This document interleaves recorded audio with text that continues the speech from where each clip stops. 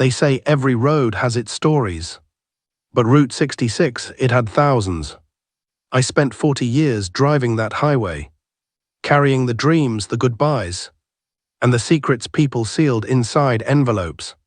Tonight, I'll open a few of them, and maybe you'll remember a road of your own. I still remember the hum of my truck on Route 66, the smell of dust and diesel, the weight of 1,000 unread words in the backseat. People think a mailman just carries paper, but for 40 years I carried their lives. My name is Harold Green, and I'm 78 years old now. I'm sitting here on my porch in Amarillo, Texas, watching the sun paint the sky in shades of orange and gold, the same colors that used to splash across the windshield of my old mail truck when I'd drive west into evening. The porch swing creaks beneath me, a sound as familiar as my own heartbeat. There's a box beside me, cardboard worn at the edges, held together with packing tape that's turned yellow with age. Inside are letters.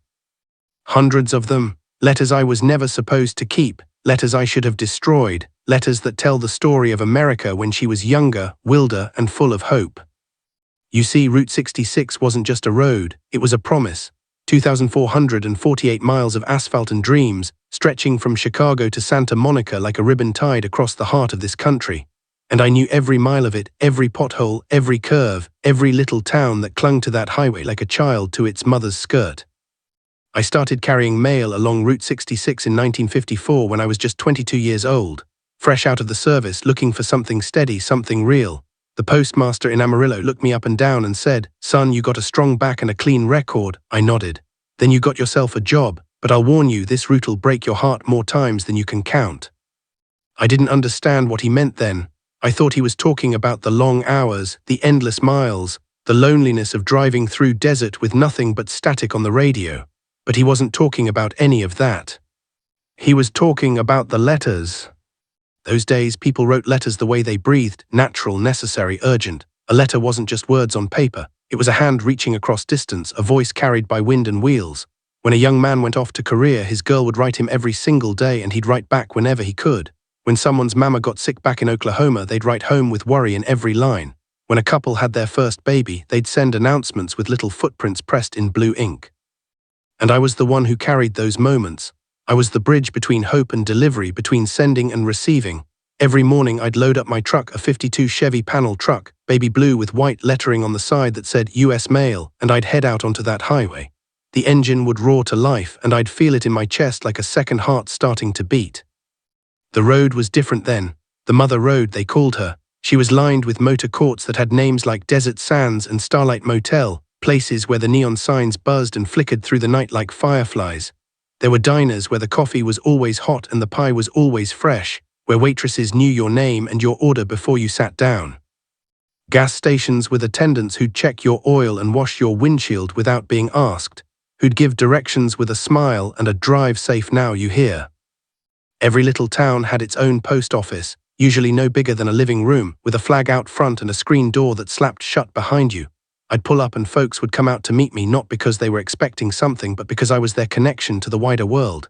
In those days, the mailman was more than a delivery service. We were storytellers, news carriers, the ones who brought proof that somebody out there remembered you, loved you, needed you. But here's what nobody tells you about being a mailman. You learn to read envelopes the way fortune tellers read palms. You can tell everything you need to know before you even open it, and we never did open them, mind you, but you didn't have to. The weight of the envelope, the handwriting, the return address, the stamp placement, it all told a story. A thin envelope from the War Department meant heartbreak was coming. A thick envelope from a university meant someone's life was about to change. An envelope covered in lipstick kisses meant love was winning, at least for now. A letter addressed in an old person's shaky hand meant someone was holding on, reaching out, refusing to let distance be the final word. I delivered them all. The good news and the bad, the beginnings and the endings, the hellos and the goodbyes. And sometimes, not often, but sometimes, a letter would come back to me. Returned to sender, addressee deceased, or moved, no forwarding address. Those were the ones that broke my heart, because I knew that somewhere someone had poured their soul onto paper, had trusted me to carry their words across the miles, and those words would never be read. They'd just circle back like a boomerang nobody wanted to throw. That's when I started keeping some of them. The ones that came back unclaimed, undelivered, unread. I know I wasn't supposed to. There are rules about that sort of thing, regulations and protocols. but I couldn't stand the thought of all those words just disappearing, being burned in some incinerator at the sorting facility. These were pieces of people's lives, fragments of their hearts. They deserved better than fire and ash. So I kept them carefully, secretly. And now, all these years later, with Route 66 mostly forgotten and those little towns turned to ghosts, I'm finally ready to tell their stories. The sun's getting lower now and the light is turning soft and golden, the kind of light that makes everything look like a memory, even while it's happening. I reach into the box and pull out the first letter. The envelope is yellowed, the ink faded to brown, but I can still read the address. And just like that, I'm back there again, behind the wheel of my blue Chevy, driving west with the radio playing and the whole world ahead of me. Let me tell you about the letters I carried along Route 66. Let me tell you about the people who wrote them, the lives they lived, the dreams they chased down that endless highway. Let me tell you about the America that used to be. The first letter I want to tell you about came through my hands in the summer of 1956. I remember it was June, because the desert was already baking hot by 9 in the morning, and the tar on the highway would get so soft you could see your tire tracks behind you like footprints in snow. I picked up the letter at the post office in Flagstaff, Arizona. It was addressed to a Miss Caroline Porter at the Bluebird Diner, milepost 325, Williams, Arizona. The return address was Fort Benning, Georgia. The handwriting was neat, precise, the kind of careful penmanship they teach you in the army when they want to make sure every word counts. Now Williams was a small town even by Route 66 standards. Population maybe 3,000, most of them dependent on the tourists passing through on their way to the Grand Canyon.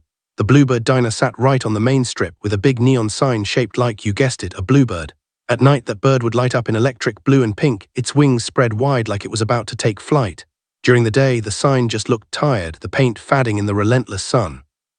I knew Caroline Porter. Everyone who drove Route 66 knew Caroline.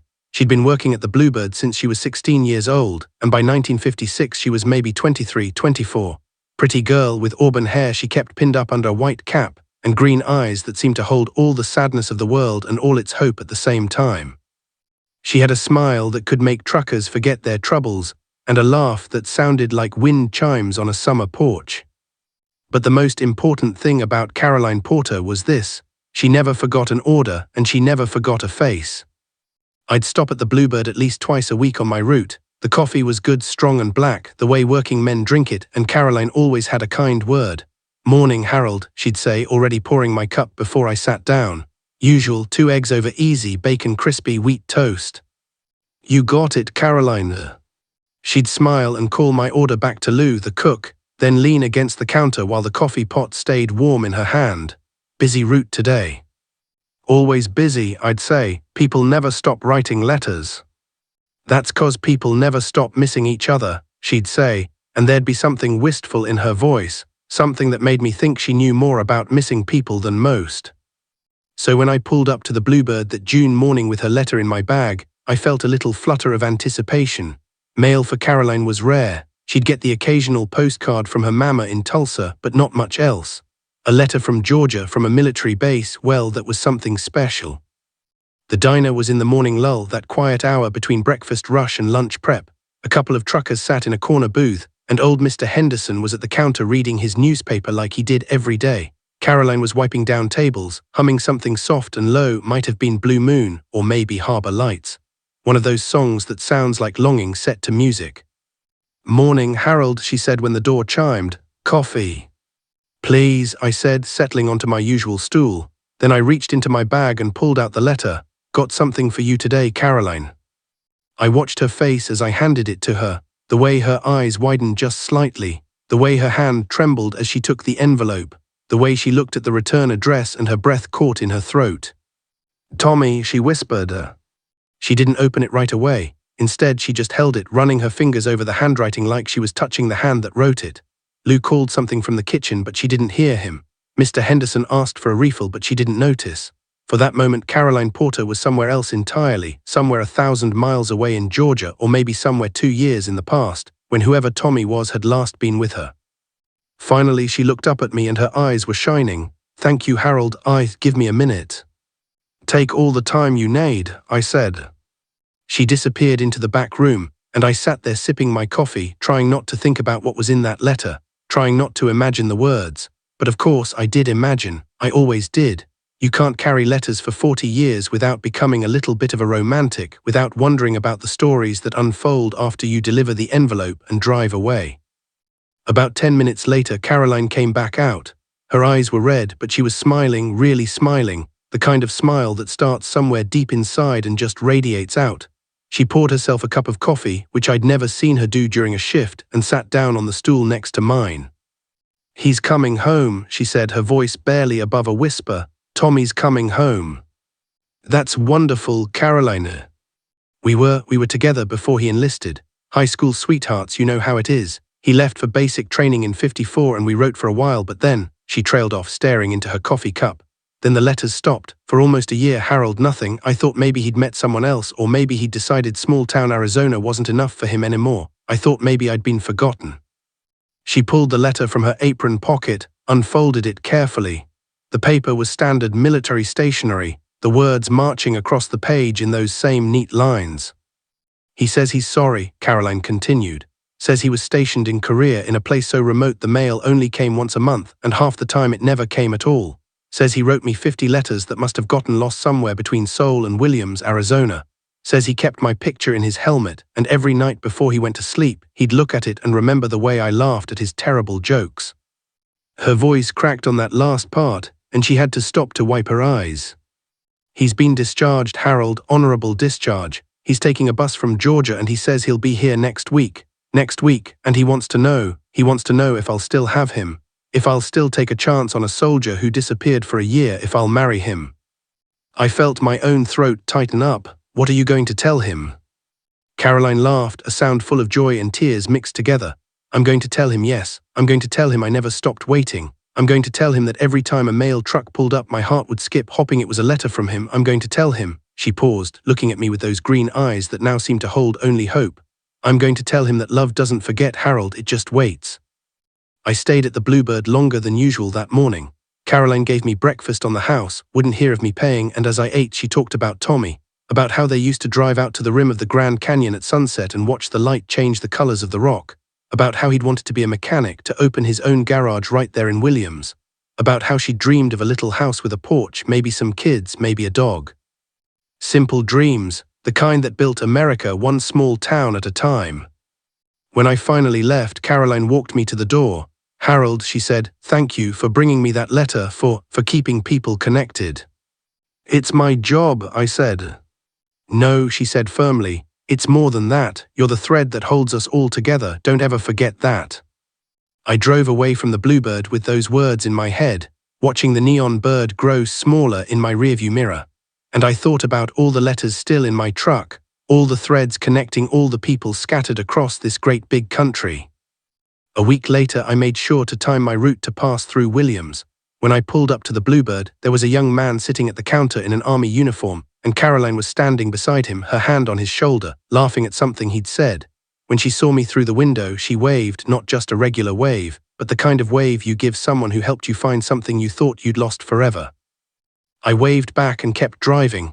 That's the thing about being a mailman, you deliver the moments, but you don't get to live in them. You're just passing through, connecting the dots, and then moving on down the road. But sometimes passing through is enough. Not all the letters I carried held happy endings. Some of them carried the weight of goodbye, and those were the hardest ones to hold. It was October of 1959 when I picked up a letter that I still think about on quiet nights. The envelope was cream-colored, expensive paper, the kind you don't buy at the 5 and dime. The handwriting was elegant but shaky, like someone had taken great care with every letter even though their hand wasn't steady. It was addressed to Mr. James Holloway, Desert Rose Motor Court, Room 7, Needles, California. Needles was right on the California-Arizona border, where Route 66 crossed the Colorado River. In October, the temperature was finally bearable, down in the 80s instead of the hellish hundreds of summer. The Desert Rose was one of those motor courts that tried to make the desert sound romantic. Pink stucco buildings arranged in a U-shape around a courtyard with a few struggling palm trees and a swimming pool that was always a little too warm and a little too chlorinated. The return address on the envelope was from a Mrs. Dorothy Holloway in Joplin, Missouri. Same last name, mother maybe, or wife, but something about that careful, trembling handwriting made me think mother. I pulled into the Desert Rose around 2 in the afternoon. The sun was beating down hard, making the pink stucco shimmer like a mirage. The office door was propped open, and I could hear a radio playing inside, Patsy Cline singing Walkin' After Midnight. The manager, a weathered woman named Vera who'd seen too many years in the desert sun, looked up when I walked in. "Afternoon, Harold," she said, barely glancing away from her crossword puzzle. "What brings you by? We don't usually get mail here." "Got a letter for one of your guests, James Holloway, room 7. Something flickered across Vera's face. Not quite sadness, not quite pity, something in between. "Room 7, yeah, he's here, been here about 3 weeks now." "Long stay for a motor court," I observed. Vera set down her pencil and looked at me directly. "He's waiting," she said simply. "Don't know what for exactly, he don't talk much, pays his rent on time, keeps to himself. Sometimes I see him sitting out by the pool at night just staring at the water. Young fella, maybe 35, looks older though, looks like he's carrying something heavy." I knew that look. I'd seen it on men's faces after they came back from war, after they'd lost someone, after life had taken something from them that couldn't be replaced. "I'll take this to him," I said. Room 7 was on the far end of the courtyard, away from the road noise. I knocked on the door 2 sharp raps and waited. I heard movement inside, slow footsteps, then the door opened just wide enough for a man to peer out. James Holloway was thin, with dark hair that needed cutting and eyes that looked like they hadn't seen a good night's sleep in months. He was wearing a white undershirt and slacks, and there was a half-empty bottle of whiskey on the table behind him, next to an ashtray full of cigarette butts. "Yeah," his voice was rough, unused. "Mail for you, Mr. Holloway." I held out the envelope. He stared at it like it might bite him. Then his eyes found the return address, and I watched all the color drain from his face. His hand trembled as he reached for it. "From Joplin," he whispered. "Yes, sir." He took the letter but didn't open it, just stood there holding it, his knuckles white. "How long ago was this postmarked?" I checked the envelope, 4 days ago. He nodded slowly, then seemed to remember I was standing there. Thank you. He started to close the door, then stopped. "Wait, do you ever wonder what's in the letters you carry?" "Sometimes," I admitted, "but it's not my place to know." "No," he said, "I suppose not." He looked down at the envelope again. This one is from my mother. She's dying, cancer. I came out here 3 weeks ago because I couldn't watch her fade. Does that make me a coward?" I didn't know what to say to that. The desert wind blew hot across the courtyard, rustling the palm fronds. "She told me to go," he continued, his voice breaking. "She said, 'James, you got your whole life ahead of you. Don't spend it watching me die. Go west. Go find something beautiful. Remember me healthy.' So I left. I got in my car and I drove, and I ended up here in this pink palace in the middle of nowhere, and I've been waiting for." He didn't finish the sentence. He didn't have to. "For the letter that says she's gone," I finished softly. He nodded, tears now running freely down his face. "I thought I was ready. I thought if I was far away it wouldn't hurt as much. But I'm not ready, and it hurts like hell, and I don't even know if she's still." His voice gave out completely. He just stood there, crying, holding that unopened envelope against his chest like it was the most precious and most terrible thing in the world. I did something then that I probably shouldn't have done. I stepped into that room uninvited, and I put my hand on James Holloway's shoulder. "Son," I said, "I've been carrying letters for 5 years now, and I've learned something. The hardest letters to open are often the ones that need opening most. Whatever's in there, it's from your mother. It's her words, maybe her last words to you, and those words deserve to be read."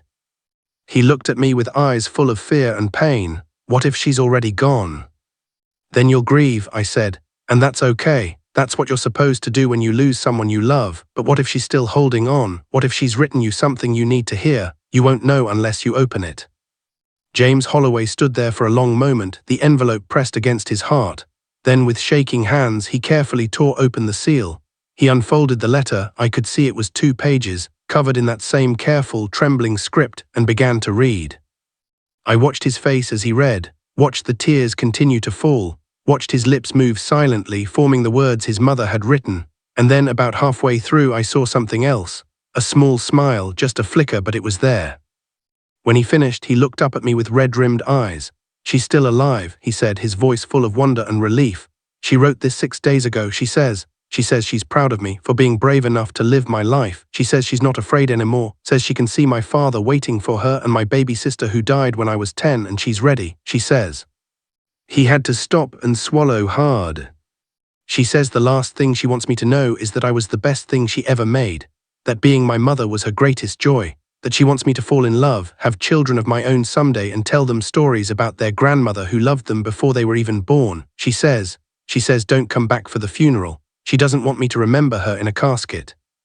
She wants me to remember her in her garden, with dirt under her fingernails and sunshine on her face, laughing. He folded the letter carefully, reverently, and slipped it back into the envelope. When he looked at me, his face had changed. The weight wasn't gone. I don't think that kind of weight ever fully goes away, but it had shifted somehow, become more bearable. "Thank you," he said, "for bringing this to me, for staying." "It's what we do," I said quietly. "We carry the words that need carrying." I left James Holloway standing in the doorway of room 7 holding his mother's letter, and as I walked back to my truck, I thought about all the goodbyes I'd carried over the years. The breakup letters, the divorce papers, the death notifications. People think goodbye is just one word, but it's not. It's 1,000 words, 1,000 emotions, 1,000 things left unsaid until the very end. 3 weeks later, I was passing through Needles again and stopped at the Desert Rose. Vera told me that James Holloway had checked out the day after I delivered that letter. He'd left her a note thanking her for her kindness, and he'd driven east, back to Missouri, back to say goodbye properly, I hoped. I never saw him again, but I've thought about him often over the years. I've thought about his mother, taking such care with her handwriting even though her hand was failing, wanting her last words to her son to be perfect. I've thought about the courage it takes to write a goodbye letter, to put down on paper all the things you want someone to know before you're gone. And I've thought about the trust people place in us mailmen. They put their hearts in an envelope, stick a stamp on it, and trust that we'll carry those hearts safely across whatever distance needs crossing. Sometimes the distance is just a few hundred miles. Sometimes it's the distance between life and death. But we carry them all the same. The thing about Route 66 in the early 1960s was that it was still the road of dreamers. Every day I'd pass families heading west in overloaded station wagons, young couples on motorcycles, salesmen in Buicks with sample cases in the trunk. They all had that same look in their eyes, like California was the answer to a question they hadn't quite figured out how to ask yet. But not everyone made it to California. Some folks ran out of money or courage or both, and some folks discovered that the dream they were chasing wasn't waiting at the end of the road at all, it was somewhere along the way. In the spring of 1962, I started noticing letters piling up at the post office in Holbrook, Arizona, all addressed to the same person, Mr. Vincent Vinny DeLuca, care of General Delivery. General Delivery meant the person didn't have a fixed address, which usually meant they were just passing through. But week after week, month after month, those letters kept coming, from Brooklyn, New York, always from the same return address, a Mrs. Rosa DeLuca. After about the 3rd month, curiosity got the better of me. I asked Martha, the postmistress in Holbrook, if this Vinny character ever actually picked up his mail. Martha was a stout woman in her 60s who'd been running that post office since before I was born. She had eyes like a hawk and a memory like a steel trap. "Oh, Vinny picks them up," she said, sorting through a stack of parcels. "Every 2 weeks like clockwork, comes in, gets his letters from his mama, sits on that bench outside and reads every single one. Sometimes he cries, sometimes he laughs, then he goes back to wherever he's staying and writes her back. Been doing it for almost 6 months now." "What's he doing in Holbrook?" I asked. Holbrook was a small town, maybe 3,000 people, known mostly for its dinosaur statues and as a stopover for tourists heading to the petrified forest. Martha smiled. "He's painting it." "Painting what?" "Everything, the town, the desert, the highway. He's an artist, Harold. A real one, not one of those hippie types with paint under their fingernails and nothing to show for it. He's got talent, real talent." She pulled out a postcard from under her counter and handed it to me. It was a watercolor painting of Route 66 at sunset, the highway stretching into the distance like a ribbon of gold, with the Holbrook Water Tower rising against a sky full of pink and orange clouds. In the corner, in neat script, it said, "Vinny DeLuca, 1962. "He made these?" I asked, impressed. The painting captured something true about the road, not just what it looked like, but what it felt like. The loneliness and the freedom all mixed together. "Makes 'em and sells 'em at the Wigwam Motel for 50 cents each," Martha said. "Tourists love them. He's probably sold hundreds by now."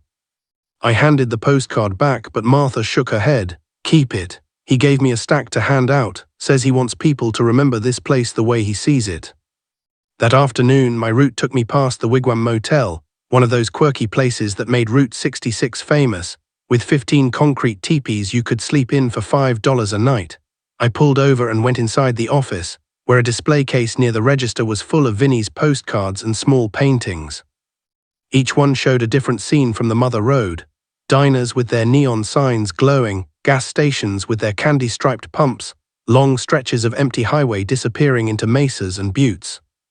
The motel owner, a friendly man named Chester, noticed me looking. "Beautiful, aren't they? That Italian boy's got magic in his hands. Best thing that ever happened to this town, if you ask me."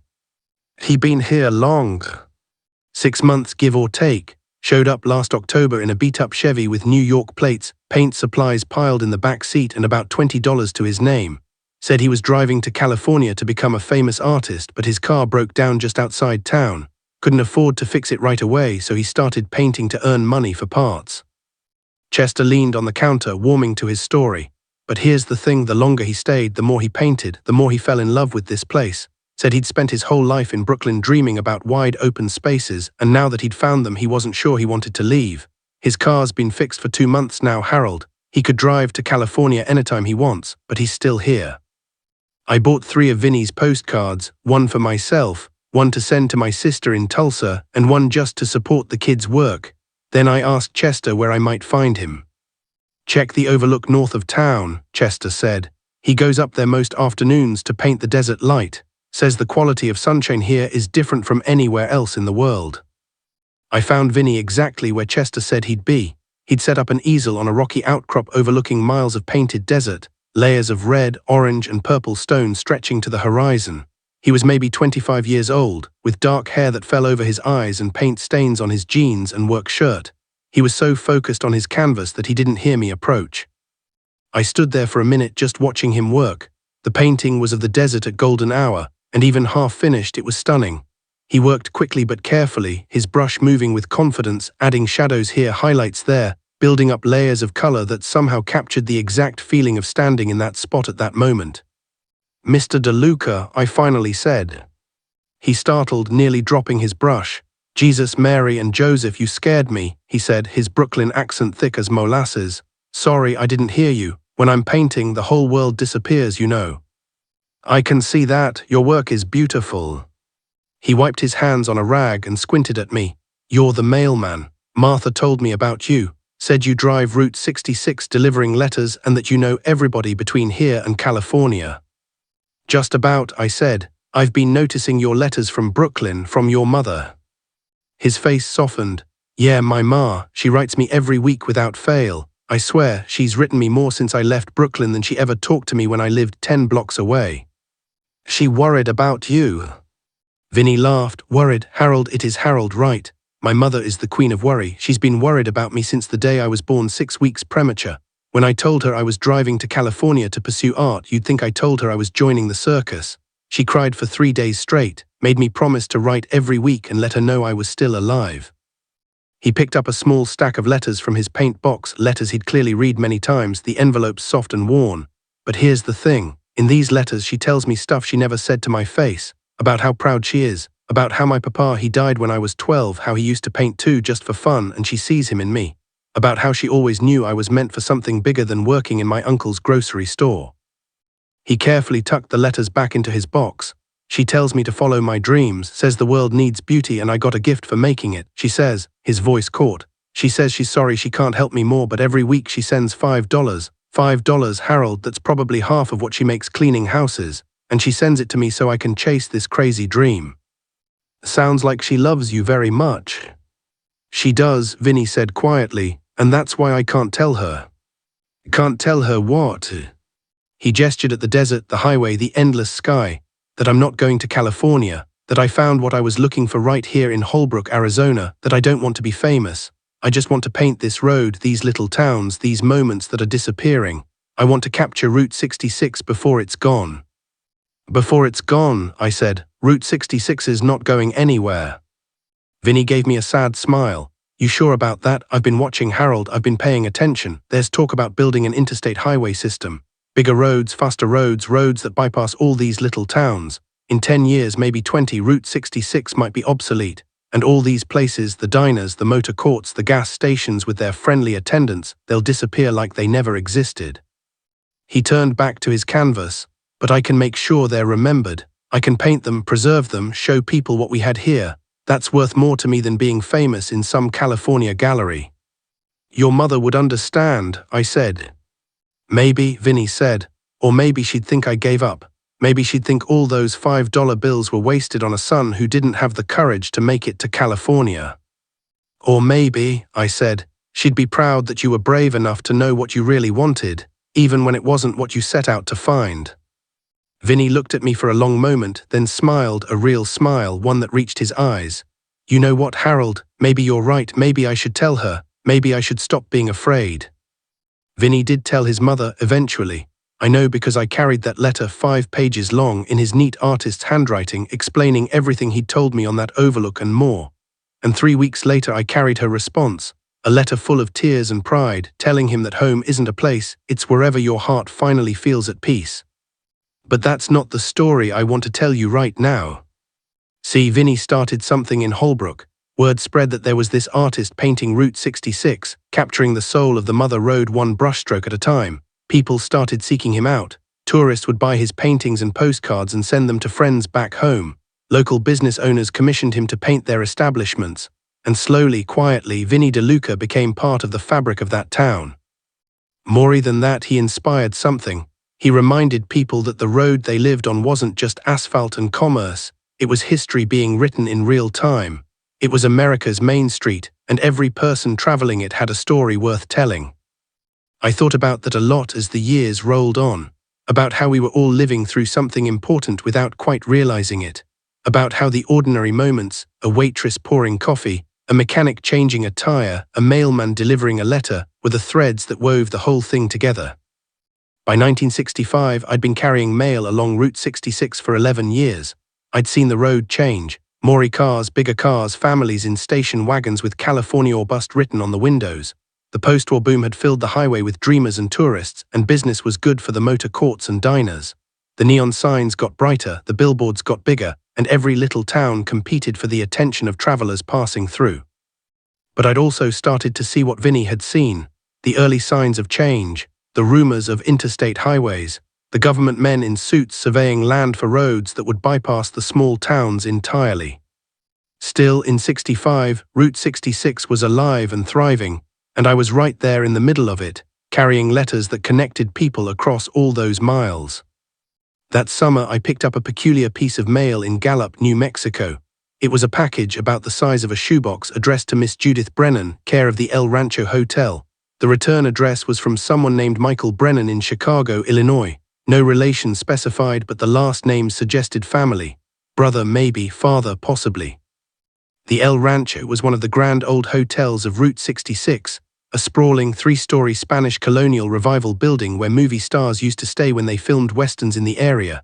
John Wayne had slept there, Kirk Douglas, Katharine Hepburn. The lobby had their autographed photos on the walls, proof that even in the middle of nowhere, glamour could find a home. I delivered the package to the front desk, where a young clerk I didn't recognize took it with a knowing smile. For Miss Brennan, he said. She'll be pleased, she's been waiting for this. She's staying here, I asked. For about 3 months now, the clerk said. Came from Chicago at the start of summer. Said she needed to get away from the city, clear her head. She's been writing a book, I think. Spends most of her time in her room or sitting on the patio with her typewriter. A book about what?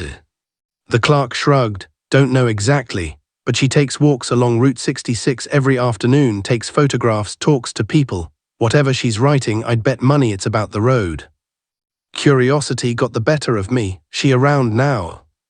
Probably on the patio. You can't miss her, redhead, always has a camera around her neck and a notebook in her hand. I found Judith Brennan exactly where the clerk said she'd be.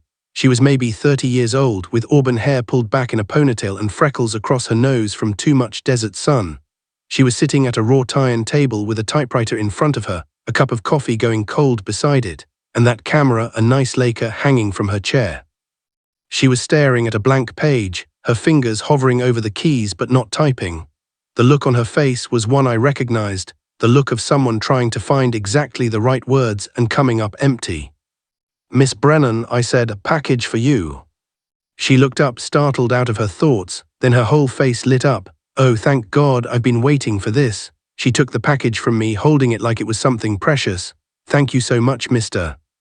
Green, Harold Green. I'm the mail carrier for this section of Route 66.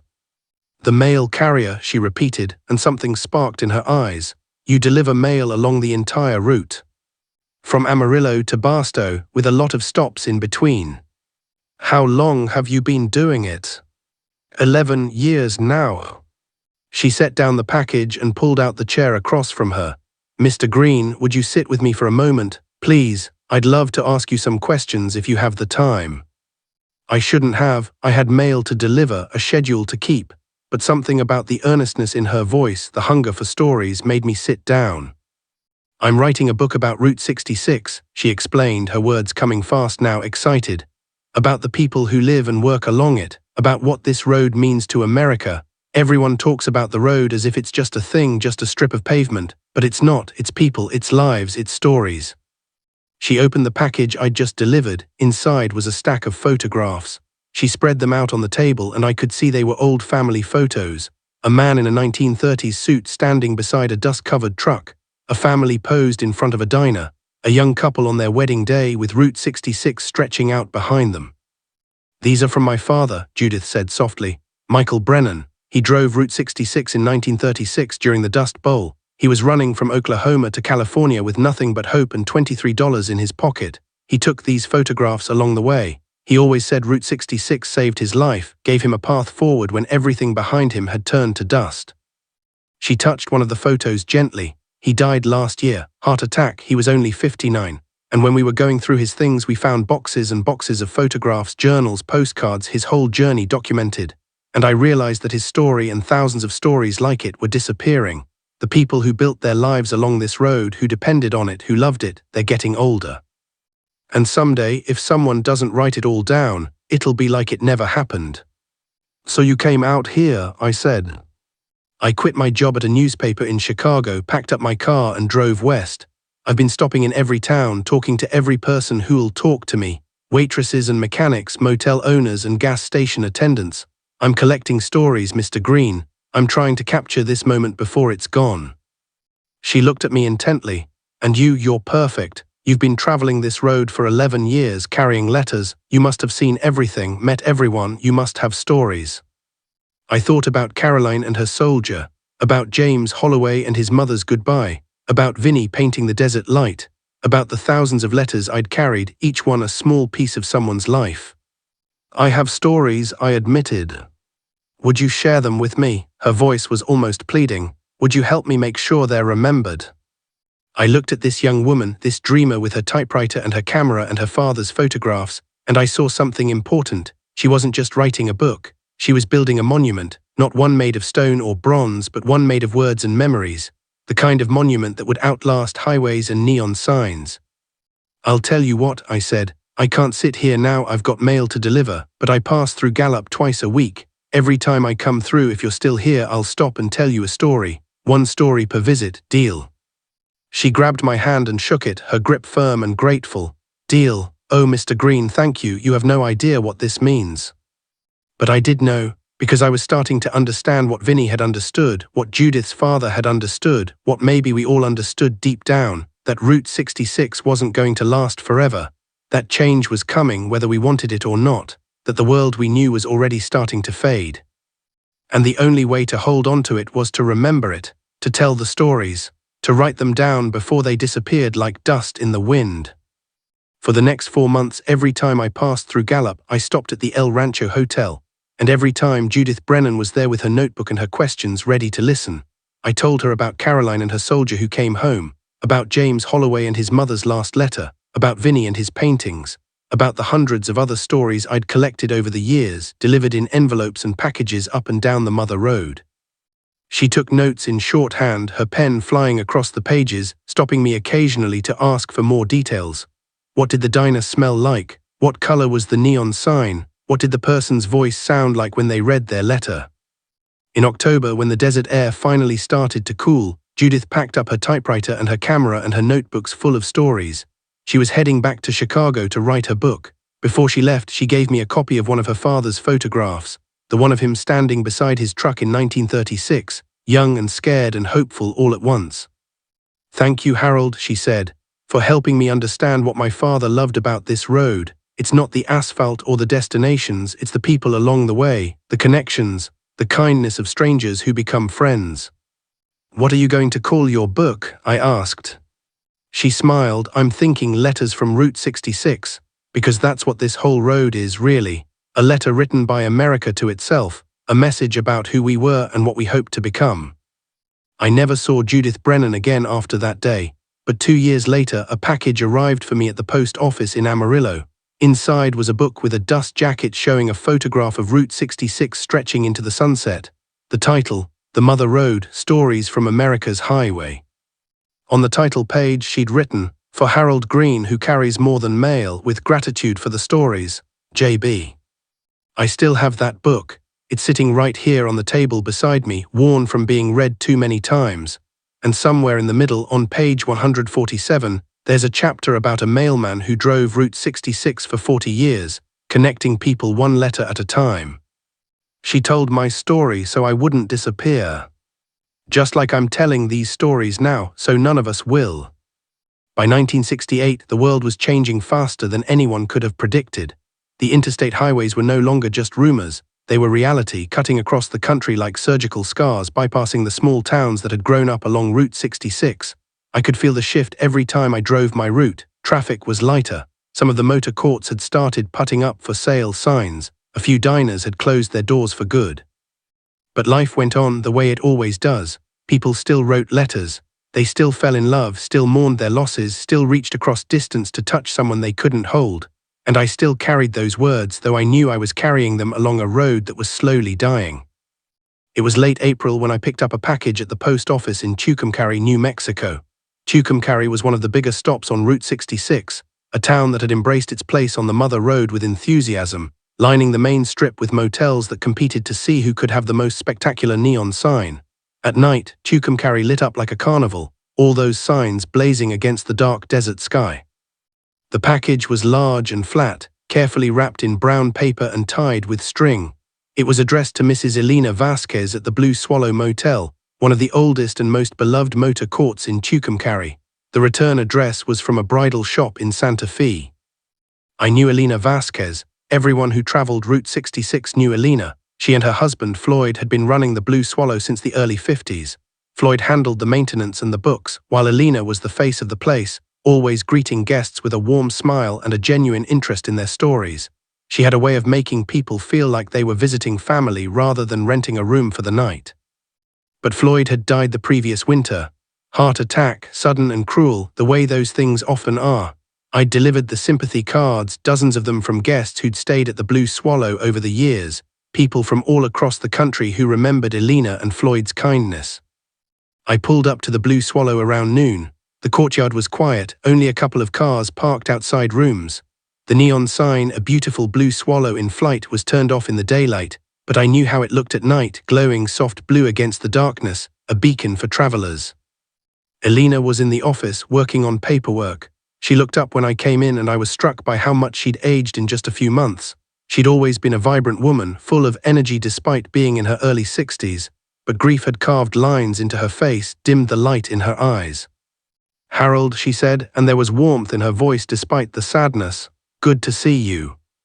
"Good to see you too, Elena. I have a package for you." I set it on the counter. "From Santa Fe." She looked at the package, and something flickered across her face, surprise, maybe confusion. She ran her hand over the brown paper. "I wasn't expecting anything from Santa Fe." "Want me to stay while you open it?" I asked, "in case you need help with anything." She nodded gratefully and carefully untied the string. Inside the brown paper was a white box, and inside the box, wrapped in tissue paper, was a wedding dress. Not a new wedding dress. This one was vintage, probably from the 1940s, made of ivory silk that had yellowed slightly with age.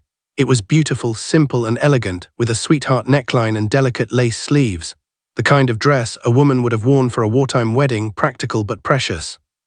Elena lifted it out of the box with trembling hands. A note fluttered to the counter, and I picked it up for her. Dear Mrs. Vasquez, I read aloud since Elena seemed unable to speak. My name is Margaret Chen. You won't remember me, but I stayed at your motel in June of 1945 on my way to California to marry a soldier who'd just come home from the Pacific.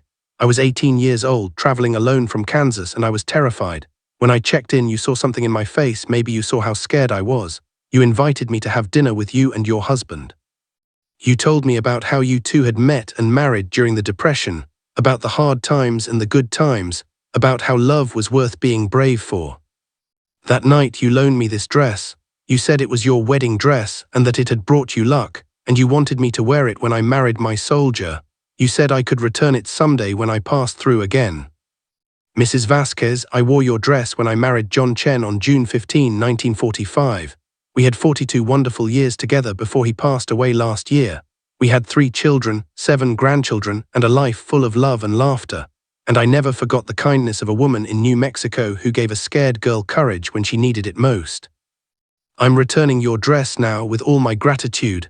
I hope it brings luck to many more brides, and I hope you know that your kindness changed my life. The note was signed Margaret Chen, San Francisco, California. Elena was crying silently, holding the dress against her chest. I came around the counter and stood beside her, not saying anything, just being present the way you do when someone needs to grieve or remember or both. I'd forgotten, Elena finally whispered. Floyd and I, we used to do that sometimes in the early years. When we'd see someone who needed help, needed hope, we'd invite them in, share what we had. I must have loaned this dress to a dozen girls over the years, girls heading west to start new lives. I never asked for it back. I just told them to pass the luck forward. She looked up at me, tears streaming down her face. I wore this dress when I married Floyd in 1943. We got married at the courthouse in Tucumcari with 2 strangers as witnesses because our families couldn't afford to travel. We had $10 between us and a borrowed car. We spent our wedding night in a rented room above a hardware store. She smoothed the silk gently. This dress was the most beautiful thing I owned. My mother had sewn it for me, sitting up late at night by lamplight because we couldn't afford to run the electricity. Every stitch was love, Harold. Every seam was hope for my future. And you shared it, I said softly. You gave that hope to other girls who needed it. I did, she said, and I'd forgotten. With Floyd gone and the road changing and the future feeling so uncertain, I'd forgotten that we used to be the kind of people who gave away their most precious things to help strangers. She folded the dress carefully, reverently, and placed it back in the box. Then she looked at me with eyes that held a new determination. Harold, I want to ask you something. In your travels up and down Route 66, do you ever meet young couples getting married, people who might need a wedding dress? Sometimes, I said. Then I want you to take this with you, she said, pushing the box toward me. When you meet someone who needs it, someone who's brave enough to follow love wherever it leads, I want you to give them this dress. Tell them it's got 40+ years of luck sewn into it. Tell them it's been worn by brides who believed in tomorrow even when today was hard. Tell them. Her voice broke, but she continued. Tell them that love is worth every risk, every fear, every leap of faith.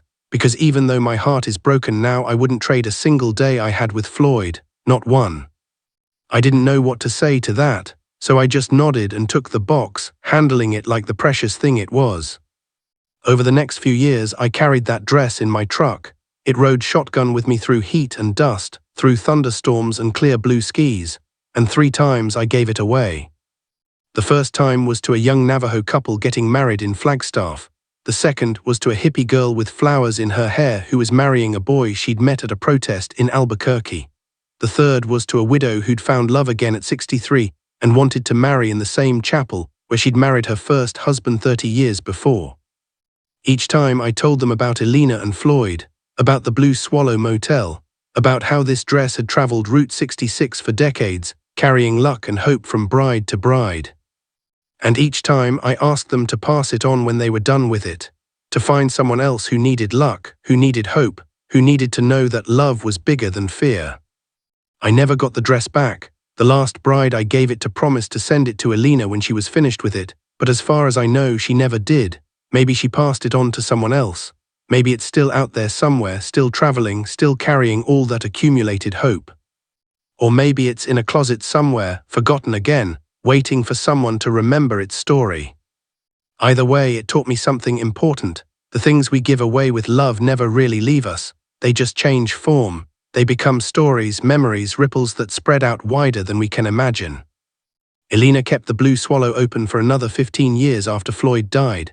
She never remarried, but she never stopped welcoming travelers with warmth and kindness.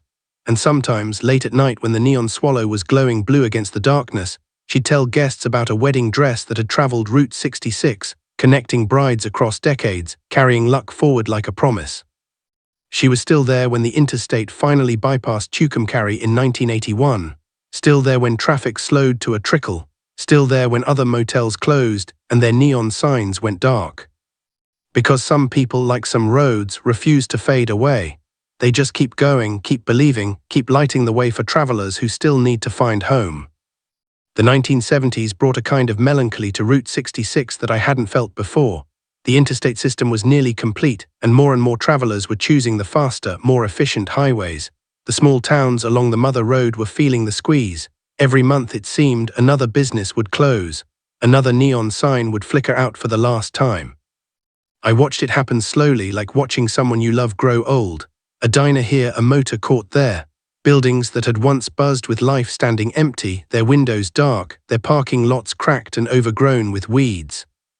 But I kept driving my route. The mail still needed delivering, even if there was less of it now. And honestly, I didn't know how to do anything else. Route 66 was in my blood. After 20 years of driving that road, it was more home to me than any house I'd ever lived in. It was the fall of 1974, when I delivered what might have been the saddest letter I ever carried. The envelope was official looking, with a return address from the Oklahoma Department of Transportation. It was addressed to Mr. Walter Pierce at Pierce's service station, Route 66, Eric, Oklahoma. I knew Walter Pierce, known him for nearly 2 decades. His gas station sat right on the Oklahoma-Texas border, a little 2-pump operation with a garage attached where Walter could fix just about anything wrong with a car. He was in his 70s by then, a wiry man with oil-stained hands and a baseball cap he'd worn so long it had molded to the shape of his head. Walter had been pumping gas on Route 66 since 1938. He'd seen the road at its peak, during the Dust Bowl migrations, during the post-war boom, during the glory days when traffic was constant from dawn to midnight. He knew more about Route 66 than anyone I'd ever met. He could tell you where every curve came from, which bridges had been rebuilt how many times, what businesses used to stand where empty lots now sat. His station was a throwback to an earlier time. Full service only. Walter would pump your gas, check your oil, clean your windshield, check your tire pressure and top off your radiator without being asked. And if you had car trouble, he'd diagnose it and fix it right there, usually for less than you'd pay anywhere else. He said he charged by what people could afford, not by what the parts book said. I pulled up to Pierce's service station around 3 in the afternoon. There was one car at the pumps, a station wagon from Iowa, and Walter was bent over under the hood, his hands deep in the engine. "Fuel pump's weak," I heard him tell the driver. "I can replace it for you, but it'll take about an hour. You folks hungry? There's a decent cafe about a mile down the road. Tell Betty that Walter sent you and she'll fix you up." The family from Iowa thanked him and drove off, and Walter straightened up, wiping his hands on a rag that looked like it had been wiping hands since the Eisenhower administration. "Harold," he said, his weathered face breaking into a smile, "right on time like always. Coffee's fresh if you want some." "I'll take a cup," I said, following him into the small office attached to the garage. The place smelled like motor oil and coffee and old paper. The walls were covered with calendars from parts suppliers, pictures of classic cars, and faded snapshots of the station in its heyday, with cars lined up 3 deep waiting for gas. Walter poured 2 cups of coffee into mugs that advertised long-defunct motor oil brands and handed me one. "What brings you by today besides the pleasure of my company?" I pulled the envelope from my bag. "Got a letter for you, from the State Transportation Department." The smile faded from Walter's face. He set down his coffee and took the envelope, staring at it like it was a snake about to bite. "Been expecting this," he said quietly. "Been dreading it but expecting it."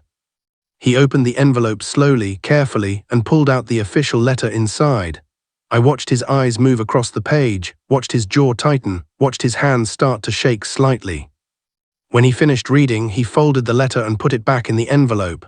Then he just stood there for a moment, looking out the window at his pumps, at Route 66 stretching east and west. "They're taking my land," he finally said, his voice flat. "Eminent domain. They're building the new interstate through here and my station sits right where they want the on-ramp. They're offering me compensation, a fair market value they call it, and giving me 90 days to vacate. Walter, I'm sorry. He shook his head. Don't be sorry, Harold. This was coming, been coming for years. The writing's been on the wall since they started talking about the interstate system back in '56. I guess I hoped I'd die before it happened, that they'd have to pry this place out of my cold, dead hands. He sat down heavily in his desk chair, suddenly looking every one of his 74 years. This station has been my whole life. My daddy built it in 1938 and I took it over in '45 when I came back from the war. I met my wife here. She stopped for gas in 1946, driving from Missouri to California. I changed her tire, she bought me a Coke, and 3 months later we were married. He gestured around the small office. My boys grew up here, playing in that garage, learning to change oil before they learned to ride bikes. My wife died here, heart attack, right there behind that counter 10 years ago this Christmas. This place holds every important moment of my life, Harold, and in 90 days it's gonna be a pile of rubble. I didn't know what to say. What do you say to a man watching his whole world being erased? What will you do? I finally asked. Walter shrugged. I don't know. The compensation they're offering is enough to buy a little house somewhere, I guess, retire properly, sit on a porch and watch the days go by until there aren't any more days. He said it without enthusiasm, like a man describing his own funeral. Or, he said slowly, an idea forming, or maybe I'll do something different, something I always wanted to do but never had time for. What's that? Drive Route 66, he said, and there was a spark in his eyes now, a flicker of the old Walter. Drive the whole thing end to end, Chicago to Santa Monica. I've spent 40 years standing in one spot on this road, watching everyone else pass by. Maybe it's time I did some passing of my own. He stood up and walked to a filing cabinet in the corner. From the bottom drawer he pulled out a road atlas, old and worn, with Route 66 highlighted in yellow marker. I've been planning this drive in my head for years. Every town I want to stop in, every landmark I want to see. The Merrimack Caverns in Missouri, the Chain of Rocks Bridge in St. Louis, the Cadillac Ranch in Amarillo, the Grand Canyon, all of it. He spread the atlas on his desk, running his finger along the yellow line. I want to see this road the way the travelers see it. I want to eat in every diner, sleep in every motor court, talk to every gas station owner and waitress and motel clerk. I want to meet the people who are still holding on, still believing in Route 66 even as the world moves past them. That sounds like a good plan, I said. Come with me, Walter said suddenly. What? Come with me, Harold, drive Route 66 with me. You know this road better than anyone. You know the people, the stories. We'll drive it together end to end and we'll document everything. We'll take pictures, write it all down. We'll preserve it before it's gone. I was stunned. Walter, I can't. I have a job. I have a route. For how much longer? He asked, and his voice was gentle but firm. Harold, you're not a young man anymore. You're what, 55, 56? How many more years do you think you can drive this route before they retire you or before the route itself disappears? This road is dying, my friend. We both know it. The question is, do we want to watch it die from the same spot we've been standing all these years, or do we want to see it one last time in all its glory? He had a point. I was 56 years old. I'd been driving Route 66 for 20 years. My body was starting to feel it, the long hours, the rough roads, the desert heat and winter cold. And the route itself was shrinking. Fewer towns needed daily delivery. More email was going through the new post offices built near the interstate exits. Think about it, Walter said. I've got 90 days before I have to close up shop. That's enough time to plan a proper road trip. We could leave in the spring when the weather's good. Take our time, really see the road. What do you say? I looked at him standing there with his atlas and his dreams, a man who'd just lost everything but was somehow finding hope in the wreckage. And I thought about all the letters I'd carried over the years, all the people I'd met, all the stories I'd collected. Maybe it was time to become part of the story instead of just delivering it. Let me think about it, I said. I'll let you know. Walter nodded, satisfied. That's all I ask, just think about it. I left Pierce's service station that afternoon with the image of Walter and his atlas burned into my mind. As I drove away, I looked in my rearview mirror and saw him standing by his pumps, looking up and down Route 66 like he was already saying goodbye. 3 months later, Walter Pierce's service station was demolished to make way for Interstate 40. But by then, Walter was already gone. He'd packed up his truck with camping gear and cameras and enough money for gas and food, and he'd headed east toward Chicago. And I was with him. I'd turned in my resignation to the postal service, cashed in my pension, and bought a reliable used truck. At 56 years old, I was doing something I'd never done before, taking a risk, stepping off the familiar path, driving into the unknown. But here's what I realized. Route 66 had always been about the unknown, about leaving the familiar and heading towards something new, about believing that the journey itself was worth taking, regardless of where you ended up. So Walter and I drove Route 66 together, from the shore of Lake Michigan to the Santa Monica Pier. We took 6 weeks to make a journey that could have been done in 3 days. We stopped everywhere, talked to everyone, photographed everything. We collected stories like other people collected postcards. And when we finally reached the Pacific Ocean, standing on that pier with the sunset painting the sky in shades of gold and purple, Walter turned to me with tears in his eyes and said, "Thank you, Harold. Thank you for helping me see what I'd been part of all these years." "Thank you for asking me to come," I said. That trip changed everything for me. It showed me Route 66 not as a mail route, not as a job, but as a living, breathing thing made of people and stories and connections. It showed me what I'd been part of all those years without fully understanding it. And it prepared me for what came next. After Walter and I completed our journey in the spring of 1975, I found myself at a crossroads. I was 56 years old, retired from the postal service, and for the first time in my adult life, I didn't have a route to drive, no schedule to keep, no letters waiting in the back of my truck. It felt strange, like missing a limb you'd had your whole life. Walter moved to a small town in Missouri to be closer to his son's family. We stayed in touch through letters, fitting, I suppose, given how we'd both spent our lives connected to the written word. He'd send me updates about his grandchildren, about the garden he was planting, about how retirement was treating him. He seemed happy, or at least content. But I couldn't settle into retirement the same way. I tried. I rented a small house in Amarillo, spent my days reading and working on my yard, took up woodworking. But every time I heard a car pass by, every time I smelled diesel fuel or saw a highway stretching into the distance, I felt a pull I couldn't ignore. Route 66 was dying, but it wasn't dead yet, and I wasn't ready to let it go. So I did something unusual. I started driving the route again, not as a mailman, but as something else. A documenter, maybe, a witness. I bought a good camera and boxes of film, and I drove from town to town photographing what was left. The neon signs, the old motor courts, the diners still serving coffee and pie, the people who refused to leave even as the traffic dried up around them. And I delivered letters. Not official mail, I no longer had that authority, but over the years people had given me letters to carry, letters they'd written but never sent, letters to people they'd lost touch with, letters they wanted to reach someone but didn't know the current address. I'd accumulated quite a collection of these unofficial letters, and I decided to make it my mission to deliver them.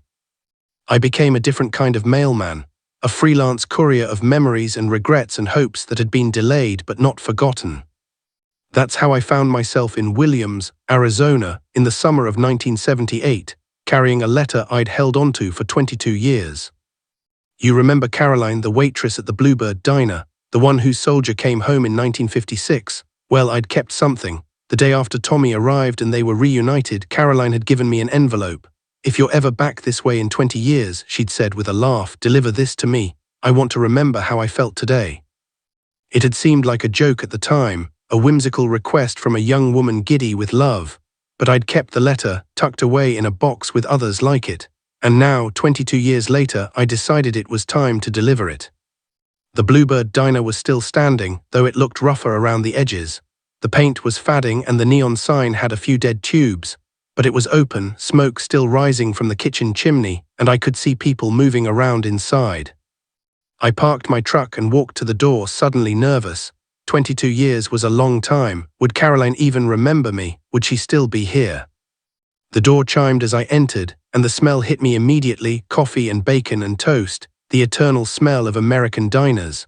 The place was about half full, mostly locals by the look of them, and behind the counter, pouring coffee with practiced ease, was Caroline. She was in her mid-40s now, her auburn hair touched with grey laugh lines around her eyes. She wore the same style of uniform she'd worn in 1956, and she moved with the same efficient grace. But there was something different about her, a settledness, a contentment that seemed to radiate from her like warmth from a stove. She looked up as I approached the counter, and recognition flashed across her face. Harold Green. Hello, Caroline. Oh my God, she said, coming around the counter to hug me. It's been years, what are you doing here? Are you still carrying mail? Retired, I said, but I'm still making deliveries in a way. She poured me coffee without asking, the muscle memory of 20 years of serving me still intact. Sit, tell me everything, how have you been? We talked for a while, catching up. I told her about my retirement, about the trip with Walter, about how I was spending my time now. She told me about her life, how she and Tommy had gotten married in the fall of 1956 right here in Williams, how they'd had 3 children, 2 boys and a girl, how Tommy had opened his garage, Pierce's Auto Repair, just down the street, how they'd bought the Bluebird 5 years ago when the previous owner wanted to retire. We're making a go of it, she said, though it's harder now with the interstate. Most of our business is locals now, not travelers, but we are hanging on. This town, this road, it's our home, we're not leaving. Is Tommy around? I asked. He's in the back, actually, fixing the dishwasher. I swear that man can fix anything. She called toward the kitchen. Tommy, come out here, you'll never guess who's here. Tommy emerged from the kitchen, wiping his hands on a towel. He was in his mid-40s, solid and capable looking, with grease under his fingernails and an easy smile. When he saw me, his smile widened. Harold, the mailman who brought me home. Caroline's told me about you so many times, I feel like I know you. We shook hands, and I could feel the strength in his grip, the steadiness of a man who'd found his place in the world. Actually, I said, I'm here to deliver something. I pulled the envelope from my jacket. Caroline, you gave this to me 22 years ago. You asked me to deliver it to you today. Caroline stared at the envelope, her eyes widening. I'd completely forgotten, she whispered. She took it with trembling hands, looking at her own handwriting from 2 decades past. Oh my God, I remember writing this. I was so happy that day, so full of joy I felt like I would burst. I wanted to capture it somehow, save it. Tommy put his arm around her shoulders. Well, go on, see what you told yourself. Caroline opened the envelope carefully and pulled out a single sheet of paper covered in her young, excited handwriting. She read silently, tears starting to stream down her face. Then she read it aloud, her voice breaking. Dear future Caroline. Today Tommy came home. Today I learned that prayers get answered, that love survives distance, that hope is stronger than fear. I'm writing this letter because I want to remember exactly how I feel right now in this moment, when everything is perfect and possible. I want you to remember that there was a day when you were young and in love, and the whole world felt like a gift. I want you to remember that you chose bravery over safety, that you waited when waiting was hard, that you believed in something beautiful. Whatever life has brought you by the time you read this, whether you have children or heartaches or both, whether you're still in Williams or somewhere else, whether the Bluebird is still standing or just a memory, I want you to know that today you were happy, completely, purely happy. Hold on to that, hold on to this feeling, and know that the girl who wrote this letter loved you, believed in you, and knew you would be strong enough to handle whatever came next. Love. Caroline, age 23. The diner had gone quiet. The other customers were watching now, caught up in this moment. Tommy was crying too, holding Caroline close. I did have heartaches, Caroline said, her voice thick with emotion. We lost a baby between our 2nd and 3rd child. There were years when money was so tight we didn't know how we'd make it. There were times when I was so tired, so worn down, that I forgot why I'd chosen this life. She looked at Tommy, then at the diner around her, then back at the letter. But I also had joy, so much joy, 3 beautiful children, a husband who still makes me laugh, a diner that feeds people and gives them a place to belong, a life that matters. She folded the letter carefully and held it against her heart. Thank you, Harold, thank you for keeping your promise, thank you for reminding me. There's more, I said quietly. I've been collecting stories, taking photographs, documenting Route 66 before it's gone. Would you two be willing to talk to me, to tell me your story so it can be preserved? Caroline and Tommy looked at each other, a whole conversation passing between them in a glance. Then they both nodded. We'd be honored, Tommy said. I spent the rest of that day at the Bluebird diner listening to Caroline and Tommy tell their story, about the letters that brought them back together, about building a life in a small town on a fadding highway, about choosing to stay when leaving would have been easier, about love that lasted not because it was easy, but because they chose it every single day. As the sun set and the Bluebird's neon sign flickered to life, most of it still working, creating that familiar blue glow, Caroline walked me to my truck. "Harold," she said, "what you're doing, documenting these stories, it matters. We're all getting older. Route 66 is disappearing. Someday no one will remember what it was like, but if you write it down, if you preserve it, then maybe it won't be completely lost." "That's what I'm hoping," I said. "You know what you are?" she asked. "You're still a mailman, you're still delivering messages, but now you're delivering them to the future instead of across distance. You're carrying our stories forward so they reach people who haven't even been born yet." I'd never thought of it that way, but she was right. I was still doing what I'd always done, carrying words from one person to another, bridging gaps, making connections. I drove away from Williams that night with my camera full of photographs and my notebook full of stories. And I felt something I hadn't felt since I'd retired: purpose. For the next several years, I traveled Route 66, finding people I'd known during my mail-carrying days.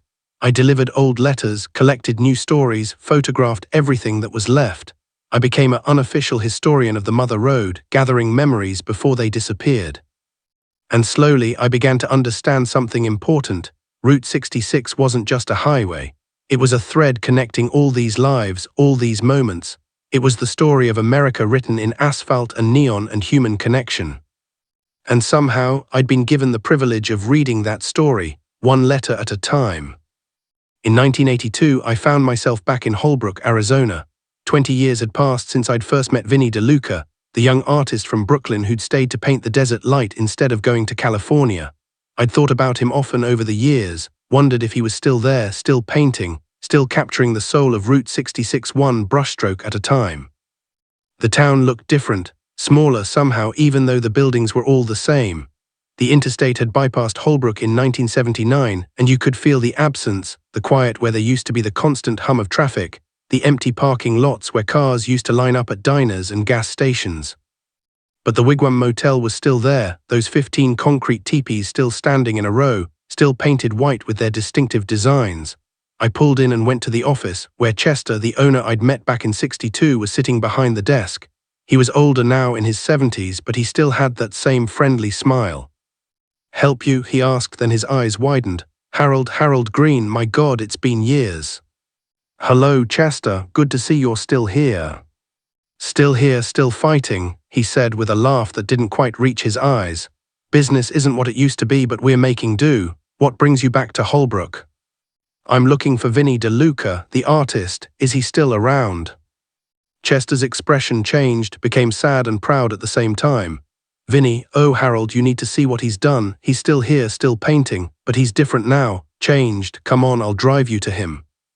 We took Chester's truck out of town, heading north on a dirt road that wound through the painted desert. After about 10 miles, we came to a small adobe house sitting alone on a mesa, with a spectacular view of the desert stretching in every direction. "Vinnie bought this land in 1970, Chester explained as we pulled up. "Used the money he'd saved from selling his paintings, built this house with his own hands, said he wanted to live inside the landscape he'd been painting all those years." The house was small but beautiful, with large windows facing the desert and a covered porch wrapped around 3 sides. And everywhere, on the porch, leaning against the walls, stacked in careful rows, were paintings. Hundreds of them. Vinnie emerged from the house as we got out of the truck. He was in his mid-40s now, his dark hair streaked with grey, his face deeply lined from years of desert sun. He wore paint-stained jeans and a denim shirt, and his hands, those hands I'd watched create beauty 20 years ago, were scarred and stained with decades of pigment. But his eyes were the same, still intense, still seeing the world in a way most people couldn't. "Harold Green," he said, and a slow smile spread across his face. "The mailman, my God, it's been 20 years. "More or less," I said, shaking his hand. "I've been wondering about you." Come in, Chester, you staying?" "Can't," Chester said. "Got to get back to the motel, but Harold, you stay as long as you want. Vinnie will bring you back to town." He drove off, leaving me alone with the artist. Vinnie led me inside, and I found myself in a single large room that served as studio, kitchen, and living space. Every wall was covered with paintings. The furniture was minimal, a bed in one corner, a small table, a few chairs, but the art was overwhelming. Route 66 in every season, every light, every mood, diners and gas stations and motor courts, portraits of people, waitresses and mechanics, travelers and locals. The history of the Mother Road, documented in oil and watercolor and pastel. "This is incredible," I breathed. "This is my life's work," Vinny said simply. "Coffee." We sat on his porch with cups of strong coffee, looking out at the desert turning gold in the afternoon light, and Vinny told me his story. After I'd last seen him in 1962, he'd continued painting, selling his work to tourists and locals, slowly building a reputation. In 1965, a gallery in Santa Fe had discovered him and offered him a show. It had been successful, wealthy collectors had bought his work, critics had praised his authentic American vision. "They wanted me to move to Santa Fe," Vinny said I could be famous, make real money. They wanted paintings of generic southwestern landscapes, you know, the kind rich people hang in their vacation homes, romantic sunsets, noble Indians, that kind of thing. "You didn't go," I observed. "I didn't go," he confirmed, "because that's not what I'm painting. I'm not painting what rich people want to see. I'm painting what's real, what's true, Route 66 as it actually is, the decay and the beauty, the hope and the heartbreak. These little towns that are dying, these people who are staying anyway." He gestured at the canvases around us. In 1970, I realized something. Route 66 was disappearing. The interstate was being built, towns were being bypassed, businesses were closing. Everything I'd been painting was becoming history even as I painted it. So I made a decision. I would dedicate the rest of my life to documenting it all. Every diner, every gas station, every motor court, every person who made this road what it was. "That's a big undertaking," I said. "It's a necessary one," he replied. "Harold, you carried letters along this road, you connected people. You were part of what made Route 66 special. You understand, this wasn't just a highway, it was America's main street. It was where the country went to reinvent itself, to dream bigger, to connect East and West. And it's dying and nobody seems to care." His voice was passionate now, angry even. "The government is building these soulless interstate highways that bypass everything human. They're efficient, sure, fast, but they're destroying the communities that grew up along Route 66. Towns that have been here for 50, 60 years are just withering away because the traffic doesn't come through anymore." He stood and walked to a stack of paintings, pulling one out to show me. It was a portrait of an old gas station, abandoned, windows broken, pumps rusted. But the way he'd painted it, with dignity, with sorrow, with love, it became something more than just ruins. It became a memorial. "I paint them before they're gone," he said quietly. "And sometimes I paint them after. The ruins, the ghosts, because that's part of the story too, not just what Route 66 was, but what it's becoming, what we lost." Over the next 3 days, I stayed with Vinny in his adobe house on the mesa. He showed me his entire collection, over 2,000 paintings, he estimated. Every morning we'd drive out to a different location along Route 66, and I'd watch him paint while I took photographs and wrote down stories. He told me about the people he'd met and painted. The old waitress in Flagstaff who'd served coffee for 40 years and cried when her diner closed. The mechanic in Winslow who'd kept his garage open even after the traffic disappeared, because somebody's got to be here for the people who still drive the old road. The motel owners who'd put up no vacancy signs every night out of pride, even when every room was empty. "These people," Vinny said as he painted a portrait of a weathered truck driver, "they're heroes. Not the kind that get medals or parades, but heroes anyway. They're the ones who refuse to give up, who keep their businesses open, who maintain their buildings, who still turn on the neon signs every night even when nobody's coming. They're keeping Route 66 alive through sheer stubbornness and love." On my last evening there, Vinny showed me something special. In a back room, covered with a tarp, was the largest painting I'd ever seen, a mural, really, maybe 10 feet long and 6 feet tall. He pulled off the tarp and I gasped. It was Route 66 in its entirety. Not a map, but a panoramic view, as if you were flying above the road and seeing it all at once. Chicago on one end, Santa Monica on the other, and in between every town, every landmark, every iconic location. But more than that, it was filled with people, tiny figures of all the people he'd met and painted over the years. Waitresses and mechanics, travelers and locals, families and loners, all of them part of the tapestry of the road. "This is my masterpiece," Vinny said quietly, "or it will be when it's finished. I've been working on it for 5 years. Every person I paint along Route 66, I add them to this mural. It's going to be a complete portrait of the Mother Road, not just the place but the people who made it alive." "It's beautiful," I said, and I meant it. It was more than beautiful, it was important. It was a document, a memorial, a love letter. "When I'm done," Vinny said, "I'm going to donate it to a museum, maybe the Smithsonian if they'll take it. I want it preserved. I want people 100 years from now to look at it and see what Route 66 really was. Not just a highway, but a community, a culture, a way of life. He looked at me intently. You're doing the same thing, aren't you? With your stories and your photographs, you're preserving it too. I suppose I am, I said. Then we're partners, he said, extending his hand. The painter and the mailman documenting the death of Route 66. Or maybe, I said, shaking his hand, we're documenting its immortality. As long as people remember it, as long as stories are told and paintings are made, Route 66 isn't really dead. It's just transformed. Vinny smiled. I like that better, transformed, not dead. When I left Holbrook 3 days later, Vinny gave me one of his paintings, a small watercolor of my old mail truck driving west on Route 66 at sunset, with the road stretching endlessly ahead. He'd painted it from memory, but it was perfect. It captured exactly how it had felt to drive that route, carrying letters, connecting lives. Thank you, he'd written on the back, for carrying my mother's letters all those years, for encouraging me to tell her the truth, for understanding what this road means. You're part of this story too, Harold, don't forget that. I never saw Vinny again after that visit. He died in 1995, still painting, still documenting Route 66 until the very end. His mural, the complete portrait of the Mother Road, was indeed donated to the Smithsonian, where it hangs today.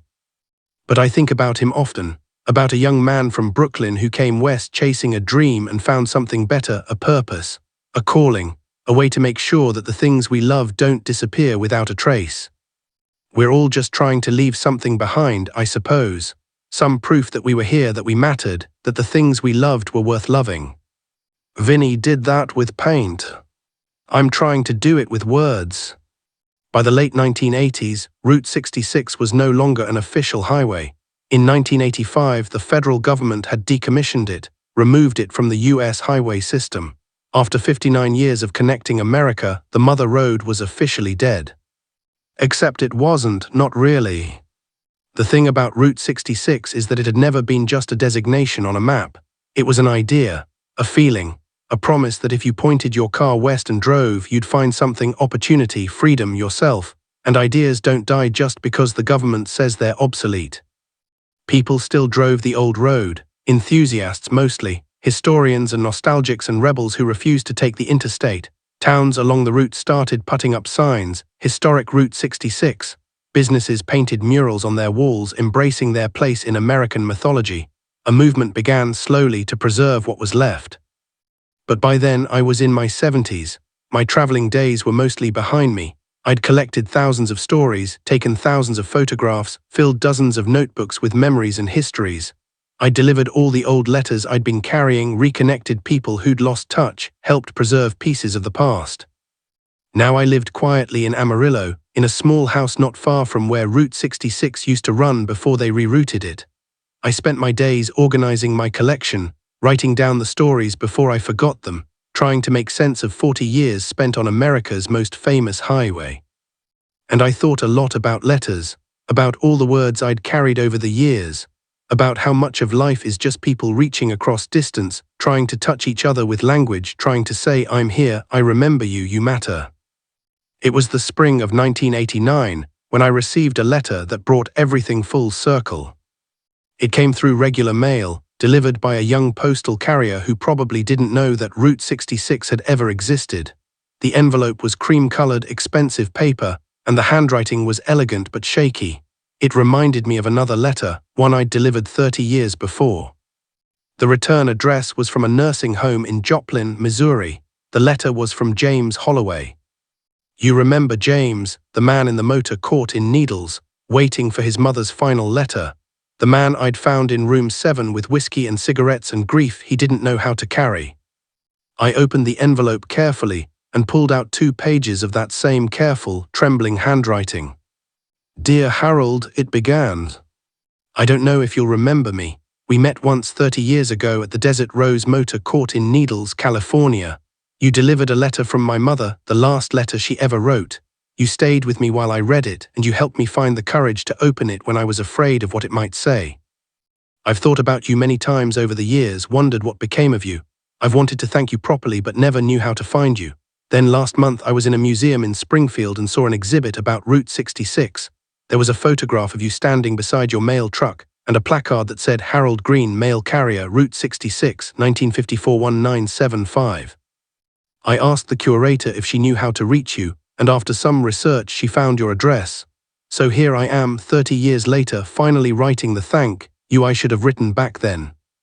Harold, I want you to know what happened after you left that day. I did go home to Joplin like I should have. I arrived 3 days before my mother died. I sat with her, held her hand, told her about California and the desert and the pink motor court where I'd been hiding from my grief.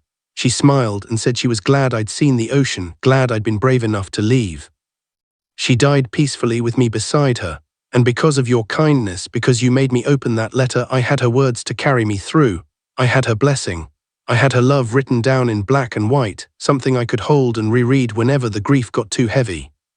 I never did go back to California. I stayed in Joplin, took over my father's hardware store. I met a woman named Ruth, married her, had 2 daughters. We had a good life, simple but good. Ruth died 5 years ago, cancer like my mother. And now I'm here in this nursing home, 75 years old and fadding, just like my mother did. But here's what I wanted to tell you. I kept that letter, my mother's last letter. I've read it hundreds of times over the years. When I was struggling, when I was happy, when my daughters were born, when Ruth died, when I needed to remember that I was loved. That letter has been my anchor, Harold, my proof that I mattered to someone. And I've thought about you, the mailman who delivered it, about how you didn't just hand me an envelope and leave. You stayed. You saw a stranger in pain and you offered kindness. You told me that the hardest letters to open are often the ones that need opening most. That was wisdom, Harold. That was grace. I'm writing this letter because I want you to know that what you did mattered. That day in Needles, that conversation, that simple act of human kindness, it changed my life. It gave me the courage to face my grief instead of running from it. It gave me 3 more days with my mother before she died. It gave me closure and peace. You were just doing your job, I suppose, delivering mail, but you were also delivering something more important: connection, humanity, love. I'm old now, Harold, and I don't have much time left. The doctors tell me I have weeks, maybe a month or 2, but before I go, I wanted you to know that you made a difference, that you mattered, that a stranger in a pink motor court in California has spent 30 years grateful for your existence. Thank you, Harold Green. Thank you for carrying my mother's words to me. Thank you for staying when you could have left. Thank you for being the kind of man who sees another person's pain and doesn't look away. With deep gratitude, James Holloway. P.S. I've enclosed something I thought you might want. It's a letter I wrote but never sent. I wrote it 30 years ago, the night after you delivered my mother's letter. I was going to mail it to you care of the post office in Needles, but I didn't know your full name or address, so it sat in my desk drawer all these years, waiting. Consider this its delivery date, 3 decades late. Attached with a paperclip was another envelope, yellowed with age. I opened it with trembling hands. The letter inside was dated June 1959, written in a younger, steadier version of the same handwriting. Dear Mailman, it said. I don't know your name, but I wanted to write this anyway. Maybe someday I'll find you and give it to you. Today you delivered a letter that I was afraid to read. You saw my fear and you didn't judge it. You helped me be brave. And because of you, I got to read my mother's last words to me. Words full of love and pride and permission to live my life without guilt. I'm going home tomorrow. I'm going to sit with my mother and hold her hand and tell her I love her. I'm going to be there when she dies, and I'm not afraid anymore. Thank you for that. Thank you for seeing me as a human being instead of just another address on an envelope. Thank you for being kind when kindness was what I needed most. I hope your life is good. I hope people appreciate what you do. I hope you know that you're more than just a mailman. You're a connection between people, a bridge across distance. You carry words, but you also carry hope. Thank you. A grateful stranger. I sat on my porch with those 2 letters in my hands, one written 30 years ago, one written last month, and I cried. Not sad tears, exactly, something else. Relief maybe, gratitude, the feeling of knowing that the thing you spent your life doing actually mattered. For 40 years I'd carried letters, tens of thousands of them, and most of the time I never knew what impact they had. I'd deliver an envelope and drive away, never learning how the story ended, never knowing if the words inside changed anything. But here was proof. Here was a man telling me 30 years later that a single delivery, a single moment of human kindness had shaped his entire life. I thought about all the other letters I'd carried: Caroline's letter from her soldier, Mrs. Holloway's goodbye to her son, the wedding dress that traveled from bride to bride, Vinny's letters from his mother, thousands upon thousands of words traveling across distance, connecting hearts, changing lives in ways I'd never fully understand. And I realized something: I hadn't just been delivering letters, I'd been delivering possibility. Every envelope contained the potential for joy or sorrow, for beginnings or endings, for connection or loss. And by carrying those envelopes safely across the miles, I'd been preserving that possibility, protecting it, honoring it. That evening I sat down at my own desk and wrote a letter to James Holloway. I thanked him for reaching out, for finding me after all these years. I told him that his mother's letter had stayed with me too, that I'd thought of him often, wondered how his story ended. I told him I was grateful to know he'd had a good life, that he'd been loved and had loved in return. I mailed it the next day, knowing it would reach him in the nursing home in Joplin, knowing it might be the last letter he'd ever receive, just as his mother's had been. 2 weeks later, I got a call from a woman named Samantha Holloway. She was James's daughter. She wanted to tell me that he'd received my letter, read it with tears in his eyes, and died peacefully 2 days later with that letter on his bedside table. "He wanted you to know," she said, her voice thick with emotion, "that getting your response meant everything, that it completed something for him. He said the mailman had come through one last time."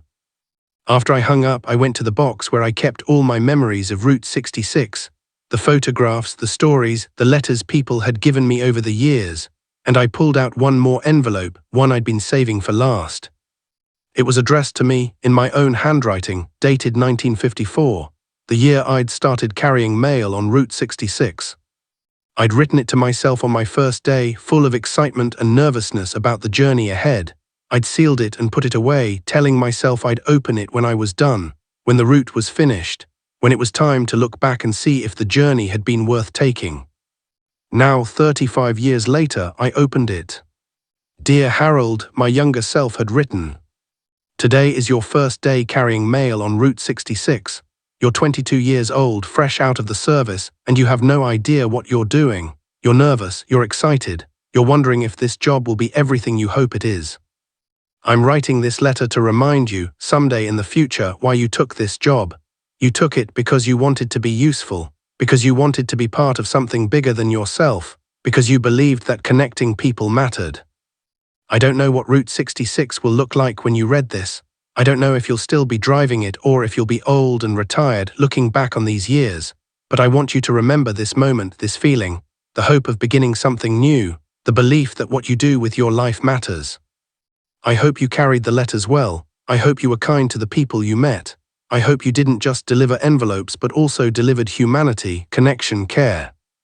And I hope when you look back you can say it was worth it, that the road you traveled, the letters you carried, the lives you touched, they all meant something. Take care of yourself, drive safe, and never forget you're not just carrying paper, you're carrying people's hearts. Your younger self. Harold Green. May 3, 1954. I sat there on my porch as the sun set, painting the sky in shades of orange and gold, reading words I'd written to myself 35 years ago. And I thought about the young man I'd been, the mailman I'd become, the stories I'd collected along the way. Had it been worth it? That's what my younger self wanted to know. Yes, I thought, yes, it was worth every mile. After I received James Holloway's letter, something shifted in me. I realized that I'd been collecting all these stories, all these memories, but I hadn't done anything with them. They were just sitting in boxes in my house, photographs and letters and notebooks full of names and dates and moments that would mean nothing to anyone after I was gone. I was 73 years old. I didn't have forever to make sure these stories survived. So I did something I'd never done before. I asked for help. I contacted the Route 66 preservation societies that had sprung up in the years since the road was decommissioned. I reached out to local historical societies, museums, universities.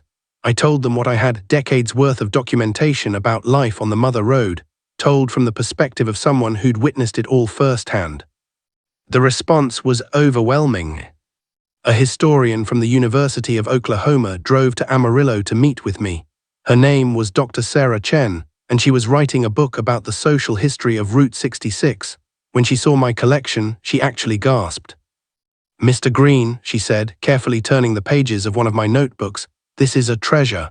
This is primary source material about everyday life on Route 66. Not the tourist experience, not the mythology, the actual lived experience of the people who made the road work. It's just stories, I said. No, she said firmly. It's history. It's the kind of history that usually gets lost because nobody thinks to write it down. The big events get remembered, the construction of the highway, the decommissioning, the famous landmarks. But the small moments, the individual lives, the human connections, those disappear unless someone preserves them. She looked at me with intense eyes. Will you let me help you? Let me interview you, record your stories, digitize your photographs. Let me make sure this collection doesn't disappear when it's no longer in your care. I'd agreed.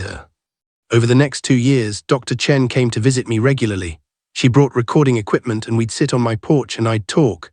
I'd tell her about Caroline and her soldier, about James Holloway and his mother's letter, about Vinnie painting the desert light, about Walter and our journey from Chicago to Santa Monica, about the wedding dress that traveled from bride to bride, about the thousands of smaller moments, the thank yous and the smiles, the tears and the laughter, the connections made over a counter or through a truck window. She recorded every word, she scanned every photograph, she carefully preserved every artifact in my collection. And then she did something else. She started finding the people in my stories. Caroline and Tommy were still in Williams, still running the Bluebird Diner, though they were in their 60s now and thinking about retirement. Dr. Chen drove there and interviewed them, recorded their memories, took photographs of the diner and the town. She tracked down one of the brides who'd worn Elena's wedding dress, the hippie girl from Albuquerque, now a grandmother living in Santa Fe. The woman cried when Dr. Chen showed her the photographs I'd taken and told her about the dress's journey from bride to bride. She found Chester in Holbrook, still running the Wigwam Motel at 87 years old, his hands shaking but his memory sharp. He told her about Vinnie, about the paintings, about how the artist had changed the way the whole town thought about itself. One by one, Dr. Chen reconnected all the threads I'd been part of. She wove them together into something bigger than any individual story, a tapestry showing what Route 66 had really been, not just a highway but a community, a culture, a way of life that had shaped America in ways we were only beginning to understand as it disappeared. In 1992, Dr. Chen published her book, Letters from the Mother Road, an oral history of Route 66. My stories were the backbone of it, but she'd expanded on them, found the people I'd written about, brought their voices into the present. The book found an audience. People who'd grown up along Route 66, people who'd traveled it, people who mourned its passing, they all found something meaningful in those pages. Suddenly, there was renewed interest in preservation. More buildings were saved, more museums opened, more efforts were made to mark and maintain what was left of the original road. And I got letters, hundreds of them, people writing to tell me their own Route 66 stories, to thank me for preserving the memories, to share how the road had shaped their lives too. One letter came from a woman in Chicago who said her grandmother had been one of the brides who wore Elena's wedding dress. She enclosed a photograph from 1968, her grandmother in that ivory silk dress, standing beside a young man in a suit, both of them grinning with joy. She wore this dress, the woman wrote, and she had 53 wonderful years with my grandfather before he passed. She always said that dress was lucky. Another came from a man in California whose father had been the soldier who returned to Caroline in 1956. That's my dad, he wrote. Tommy from the Bluebird Diner. He and my mom just celebrated their 37th anniversary. They're still in love, still finishing each other's sentences, still believing that love is worth waiting for. Thank you for bringing them back together. A woman from Missouri wrote to say she was James Holloway's other daughter, and that her father had talked about me often in his final years. He said you taught him that courage isn't not being afraid, it's being afraid and doing the thing anyway. That lesson shaped how he lived his whole life. He passed it down to us, and we're passing it down to our children. Each letter was a thread, connecting me to lives I'd touched without fully realizing it. Each one was proof that the small moments matter, that kindness ripples outward, that what we do for others echoes long after we're gone. In 1995, the National Route 66 Museum in Elk City, Oklahoma, opened a special exhibit based on my collection. They called it the Mailman's Route, Letters and Lives from Route 66. They displayed my photographs, excerpts from my notebooks, some of the actual letters I'd carried. And in the center of the exhibit was Vinnie's painting, the small watercolor he'd given me of my mail truck driving west at sunset. I attended the opening. I was 80 years old by then, moving slower, seeing less clearly but still present, still bearing witness. The exhibit hall was packed with people. Some were historians and academics, but most were regular folks, families who'd traveled Route 66, former business owners from the road, children and grandchildren of people who'd lived along the Mother Road. And as I walked through the exhibit, looking at my own life displayed on walls and in glass cases, I heard people talking, sharing their own memories, connecting with strangers over shared experiences, laughing and crying and remembering together. "This is what Route 66 was," an old woman said to her granddaughter, pointing at a photograph of a diner at night, its neon sign glowing. "It wasn't just about getting from here to there. It was about the people you met along the way, the kindness of strangers, the feeling that we were all in this together." Her granddaughter, maybe 15 years old, too young to have ever known Route 66 when it mattered, looked at the photograph with genuine interest. "I wish I could have seen it," she said. "Well," the grandmother replied, "that's why we have places like this. That's why people like this mailman wrote everything down, so you can see it even though it's gone. So you can understand what we had, what we lost, and maybe what we need to find again." I stood there listening and I felt something profound. These stories I'd carried, these memories I'd preserved, they weren't just about the past. They were about values, about community and kindness and human connection, about the importance of seeing each other, helping each other, being present for each other's joys and sorrows. Route 66 was gone as a highway, but what it represented, that spirit of openness, of possibility, of shared journey that didn't have to die. It could be remembered, it could be honored. It could inspire people to bring some of that spirit into their own lives, their own communities, their own time. Later that evening, the museum held a dinner in my honor. People gave speeches about the importance of preservation, about oral history, about documenting everyday life before it disappears. And then they asked me to say a few words. I stood at the podium, shaky, old, but still here, and I looked out at all those faces. Young and old, from all over the country, all gathered because of stories I'd told about a road that no longer officially existed. "I was just a mailman," I said, and my voice was rough with age and emotion. "I didn't set out to be a historian or a storyteller. I just drove a truck and delivered letters, but along the way I learned something important."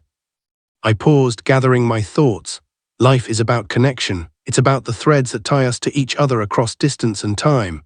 Every letter I delivered was one of those threads. Every conversation I had, every kindness I witnessed, every story I heard, all threads, weaving together into something bigger than any of us individually. I looked down at my hands, these old hands that had held so many envelopes, turned so many steering wheels, knocked on so many doors. Route 66 is gone now as a highway, but the spirit of it, the openness, the hospitality, the belief that strangers can become friends, that we're all traveling the same road together, that doesn't have to die. We can carry it forward. We can be the connection for the next generation. We can be the threads that hold things together. I looked back up at the audience. Thank you for remembering. Thank you for caring about these stories. Thank you for understanding that the ordinary lives of ordinary people matter, that a waitress and a mailman and a painter and a gas station owner, we're all part of the story. We all count. We all leave something behind. The applause that followed was long and warm, and as I sat back down, I felt something I hadn't felt in a long time: peace. The kind of peace that comes from knowing you did what you were meant to do, that your life had purpose and meaning, that you made a difference even if it was just carrying letters and collecting stories. That night, back in my hotel room, I wrote one more letter, not to anyone in particular, just to the future, to whoever might read these words someday. "Dear friend," I wrote, "if you're reading this, then the stories survived, the memories lived on. Route 66, not just the road, but what it represented, wasn't forgotten. Remember that connection matters. Remember that kindness matters. Remember that the small things we do for each other, delivering a letter, sharing a meal, listening to someone's story, these small things are actually the big things. They're what makes life worth living. Take care of each other. Pay attention to the people around you. See them, really see them. And when you can, be the bridge, be the thread, be the connection that holds things together. The road goes on forever, even when we can't see it anymore. Drive safe, friend, and don't forget to stop along the way. With love, Harold Green, a mailman who traveled Route 66. I'm 91 years old now, sitting on this porch in Amarillo, watching another sunset paint the Texas sky in colors that never get old. The box beside me, the one I've been pulling letters from all evening, is nearly empty. Just a few envelopes left, yellowed with age, filled with memories. My hands shake more than they used to. My eyes aren't what they were. Some days I forget what I had for breakfast, but I remember every mile of Route 66 like I drove it yesterday. Funny how memory works, the distant past clear as crystal, the recent past foggy as morning in the desert. Dr. Chen still visits sometimes, though she's retired now herself. She brings her students occasionally, young people studying history and anthropology, and they ask me questions about Route 66. They record my answers on devices I don't fully understand, no tape reels, no film, just invisible digital memories stored in machines smaller than a deck of cards. The world has changed so much. People don't write letters anymore, not really. They send messages through computers, through phones they carry in their pockets. Words fly across the country in seconds instead of days. Nobody waits by the mailbox with anticipation, hoping for news from someone they love. I'm not saying it's worse, just different, faster, more efficient. But something's been lost too, that weight of anticipation, that physical act of putting pen to paper, sealing an envelope, trusting a stranger to carry your words safely across distance.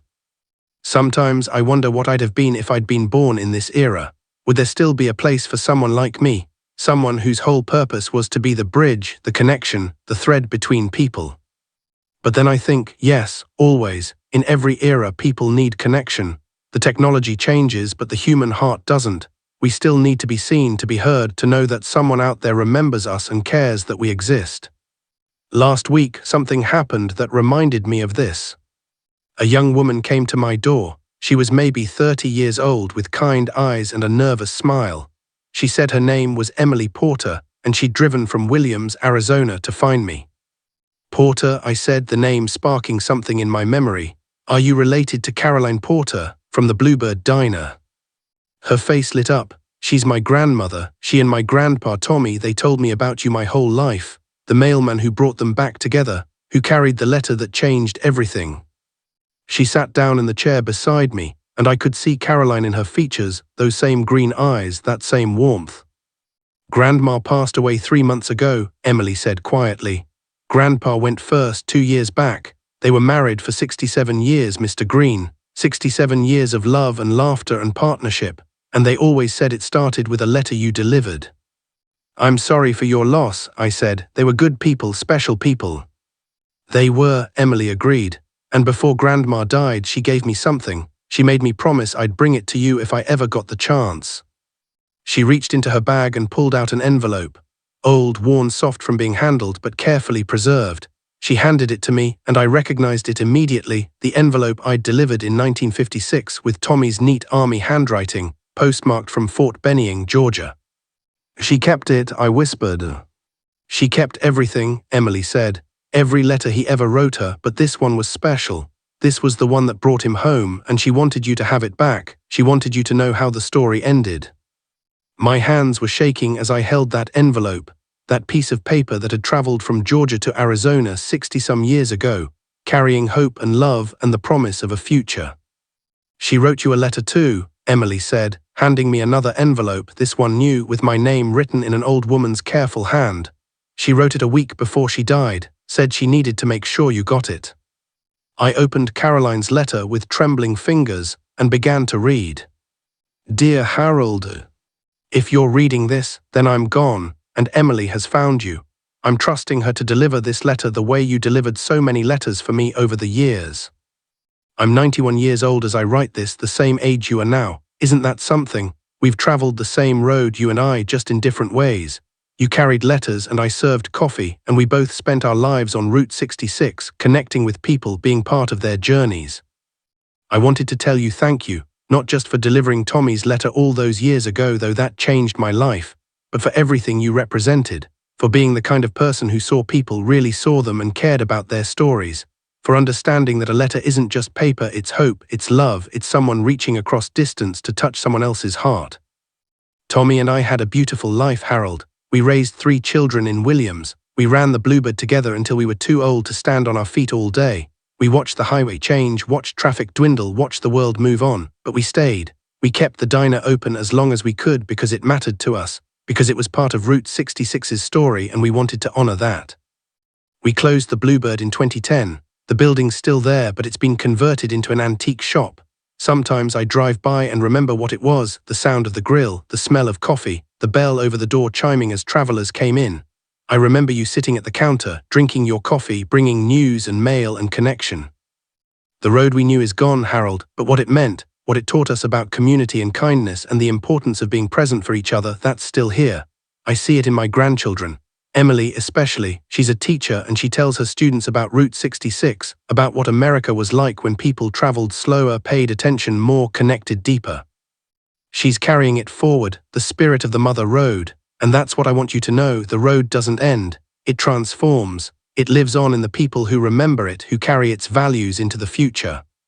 Thank you for being part of my story, thank you for delivering that letter. Thank you for being the kind of mailman who carried more than envelopes. You carried hope, you carried connection, you carried love. I hope when you read this, you're sitting on your porch watching a sunset, feeling peace. I hope you know that what you did mattered, that you made a difference, that lives were changed because you took the time to care. Tommy and I will be together again soon, wherever we're going. Maybe there's a diner there with good coffee and a jukebox playing old songs. Maybe there's a highway that stretches into forever, and maybe you'll drive it someday, delivering letters to souls who still need to hear that they're remembered. Until then, drive safe, Harold, and thank you for everything. With love and gratitude. Caroline Porter. I couldn't speak, I just sat there holding that letter, tears running down my old face, and Emily sat beside me crying too. She loved you, Emily said softly, not romantically, she only ever loved Grandpa that way. But she loved you the way you love someone who changed your life, who showed up at the right moment with exactly what you needed, who reminded you that the world has kindness in it. We sat in silence for a while and then Emily asked, Mr. Green, what was it like, driving Route 66 all those years, delivering letters, being part of all these stories? I thought about her question, really thought about it. It was like being a thread, I finally said. In a tapestry, I wasn't the whole picture, I was just one thread among thousands, but I was connected to all the others. Every letter I delivered connected me to two people, the sender and the receiver, and through them I was connected to everyone they knew, everyone they loved. I was part of this vast web of human connection stretching across the country, across decades. I looked at her, this young woman who carried Caroline's blood, Tommy's legacy, the future of all these stories. That's what Route 66 was, I continued. It wasn't just a road, it was a web of connection. Every diner, every gas station, every motor court, they were nodes in the web. And everyone who traveled the road, everyone who worked along it, we were all threads, weaving together into something bigger than ourselves. Do you think that still exists? Emily asked. That kind of connection? I think it's harder to find now, I admitted. People travel faster, pay less attention. They drive the interstates with their eyes on the destination, not the journey. They don't stop at small-town diners. They don't talk to strangers. They don't write letters. I paused, then smiled. But it's still there if you look for it. It's there when someone holds a door for a stranger, when someone pays for the coffee of the person behind them in line, when someone takes time to listen to an old man's stories. It's there when a granddaughter drives from Arizona to Texas to deliver a letter to someone she's never met because her grandmother asked her to. Emily smiled through her tears. Grandma taught me that, to pay attention to people, to see them, to care about their stories. Then she did her job right, I said. She passed it on, and you'll pass it on to your children someday and they'll pass it on to theirs. The thread continues. Emily stayed for dinner. We talked about Caroline and Tommy, about the Bluebird, about Route 66 as it is now, mostly forgotten by the masses, but remembered and cherished by those who know its value. She told me about the preservation efforts, the museums, the annual festivals where people dress in vintage clothes and drive classic cars along the old route, keeping the spirit alive.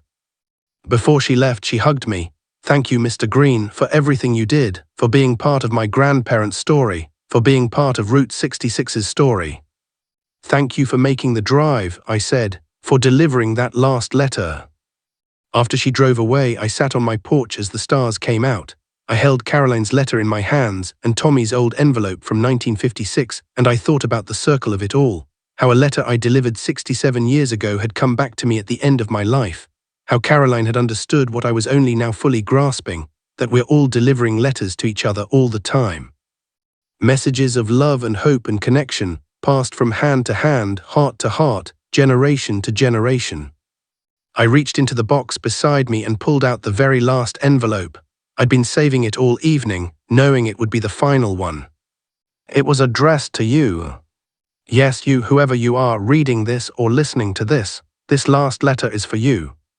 Dear friend, you've traveled with me now through 40 years of Route 66, through love stories and goodbyes, through dreams and heartbreaks, through the rise and fall of America's Main Street. You've met the people I met, carried the letters I carried, witnessed what I witnessed. I hope these stories have meant something to you. I hope they've reminded you that every life matters, every connection counts, every small act of kindness ripples outward in ways we can't predict or measure. Route 66 is gone as a highway, but its spirit, the spirit of openness, of adventure, of community, that lives on in us. In you, every time you reach out to someone, every time you help a stranger, every time you take the time to really see another person and acknowledge their humanity, you're keeping Route 66 alive. We're all just traveling through this world trying to find our way, and the most important thing, maybe the only truly important thing, is how we treat each other along the way.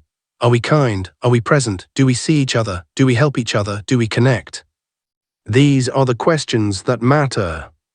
I'm an old man now at the end of my journey. I don't know how much longer I have, but I'm not afraid. I've lived a good life. I've been useful. I've connected people. I've been part of something bigger than myself. I've loved and been loved. I've witnessed beauty and humanity and courage. I've carried letters from Route 66, and those letters have carried me. So here's my final delivery to you. Be kind, pay attention, see people, tell them they matter, write letters or the modern equivalent, reach across distance, across difference, across the things that separate us, build bridges, be threads, connect. The road goes on forever, even after we stop walking it, but while you're on it, while you're here, make it count, make it beautiful, make it kind. And if you find yourself on Route 66 someday, the parts that still exist, the small towns that are still hanging on, stop. Get out of your car, go into the diner, talk to the waitress, ask about the town's history, see the people who are still there, still believing, still keeping the spirit alive, honor them by paying attention. That's all any of us really want in the end, to be seen, to be remembered, to know that we mattered. You matter, friend, your life matters, your connections matter, your kindness matters. Carry it forward. With love from an old mailman. Harold Green. The sun has set now, the sky has faded from gold to purple to deep blue. Stars are appearing, the same stars that guided travelers along Route 66 for decades, the same stars that will shine long after I'm gone. I fold this last letter and place it in its envelope. I don't know who will read it, maybe someone in a museum someday, maybe someone reading a book or listening to a recording, maybe you right now, wherever and whenever you are. But I trust it will find you. Just like all those thousands of letters I delivered over the years found their destinations. Words have a way of traveling to where they need to go. Inside the house, the phone is ringing. It's probably Dr. Chen calling to check on me like she does every evening. Or maybe it's one of my neighbors or the nurse who stops by twice a week. People who care, who pay attention, who connect. I'll go answer it in a minute. But first I want to sit here a little longer with this box of empty envelopes beside me and watch the stars come out over Texas, over Route 66, over America. The mother road is quiet now. Most of the travelers have moved on to faster highways, but if you listen carefully you can still hear it. The hum of engines and the whisper of tires on pavement, the laughter from diners and the neon buzz of motor-caught signs, the voices of all the people who traveled this road, who lived along it, who loved it. They're still here in a way, in memories, in stories, in letters that found their way home.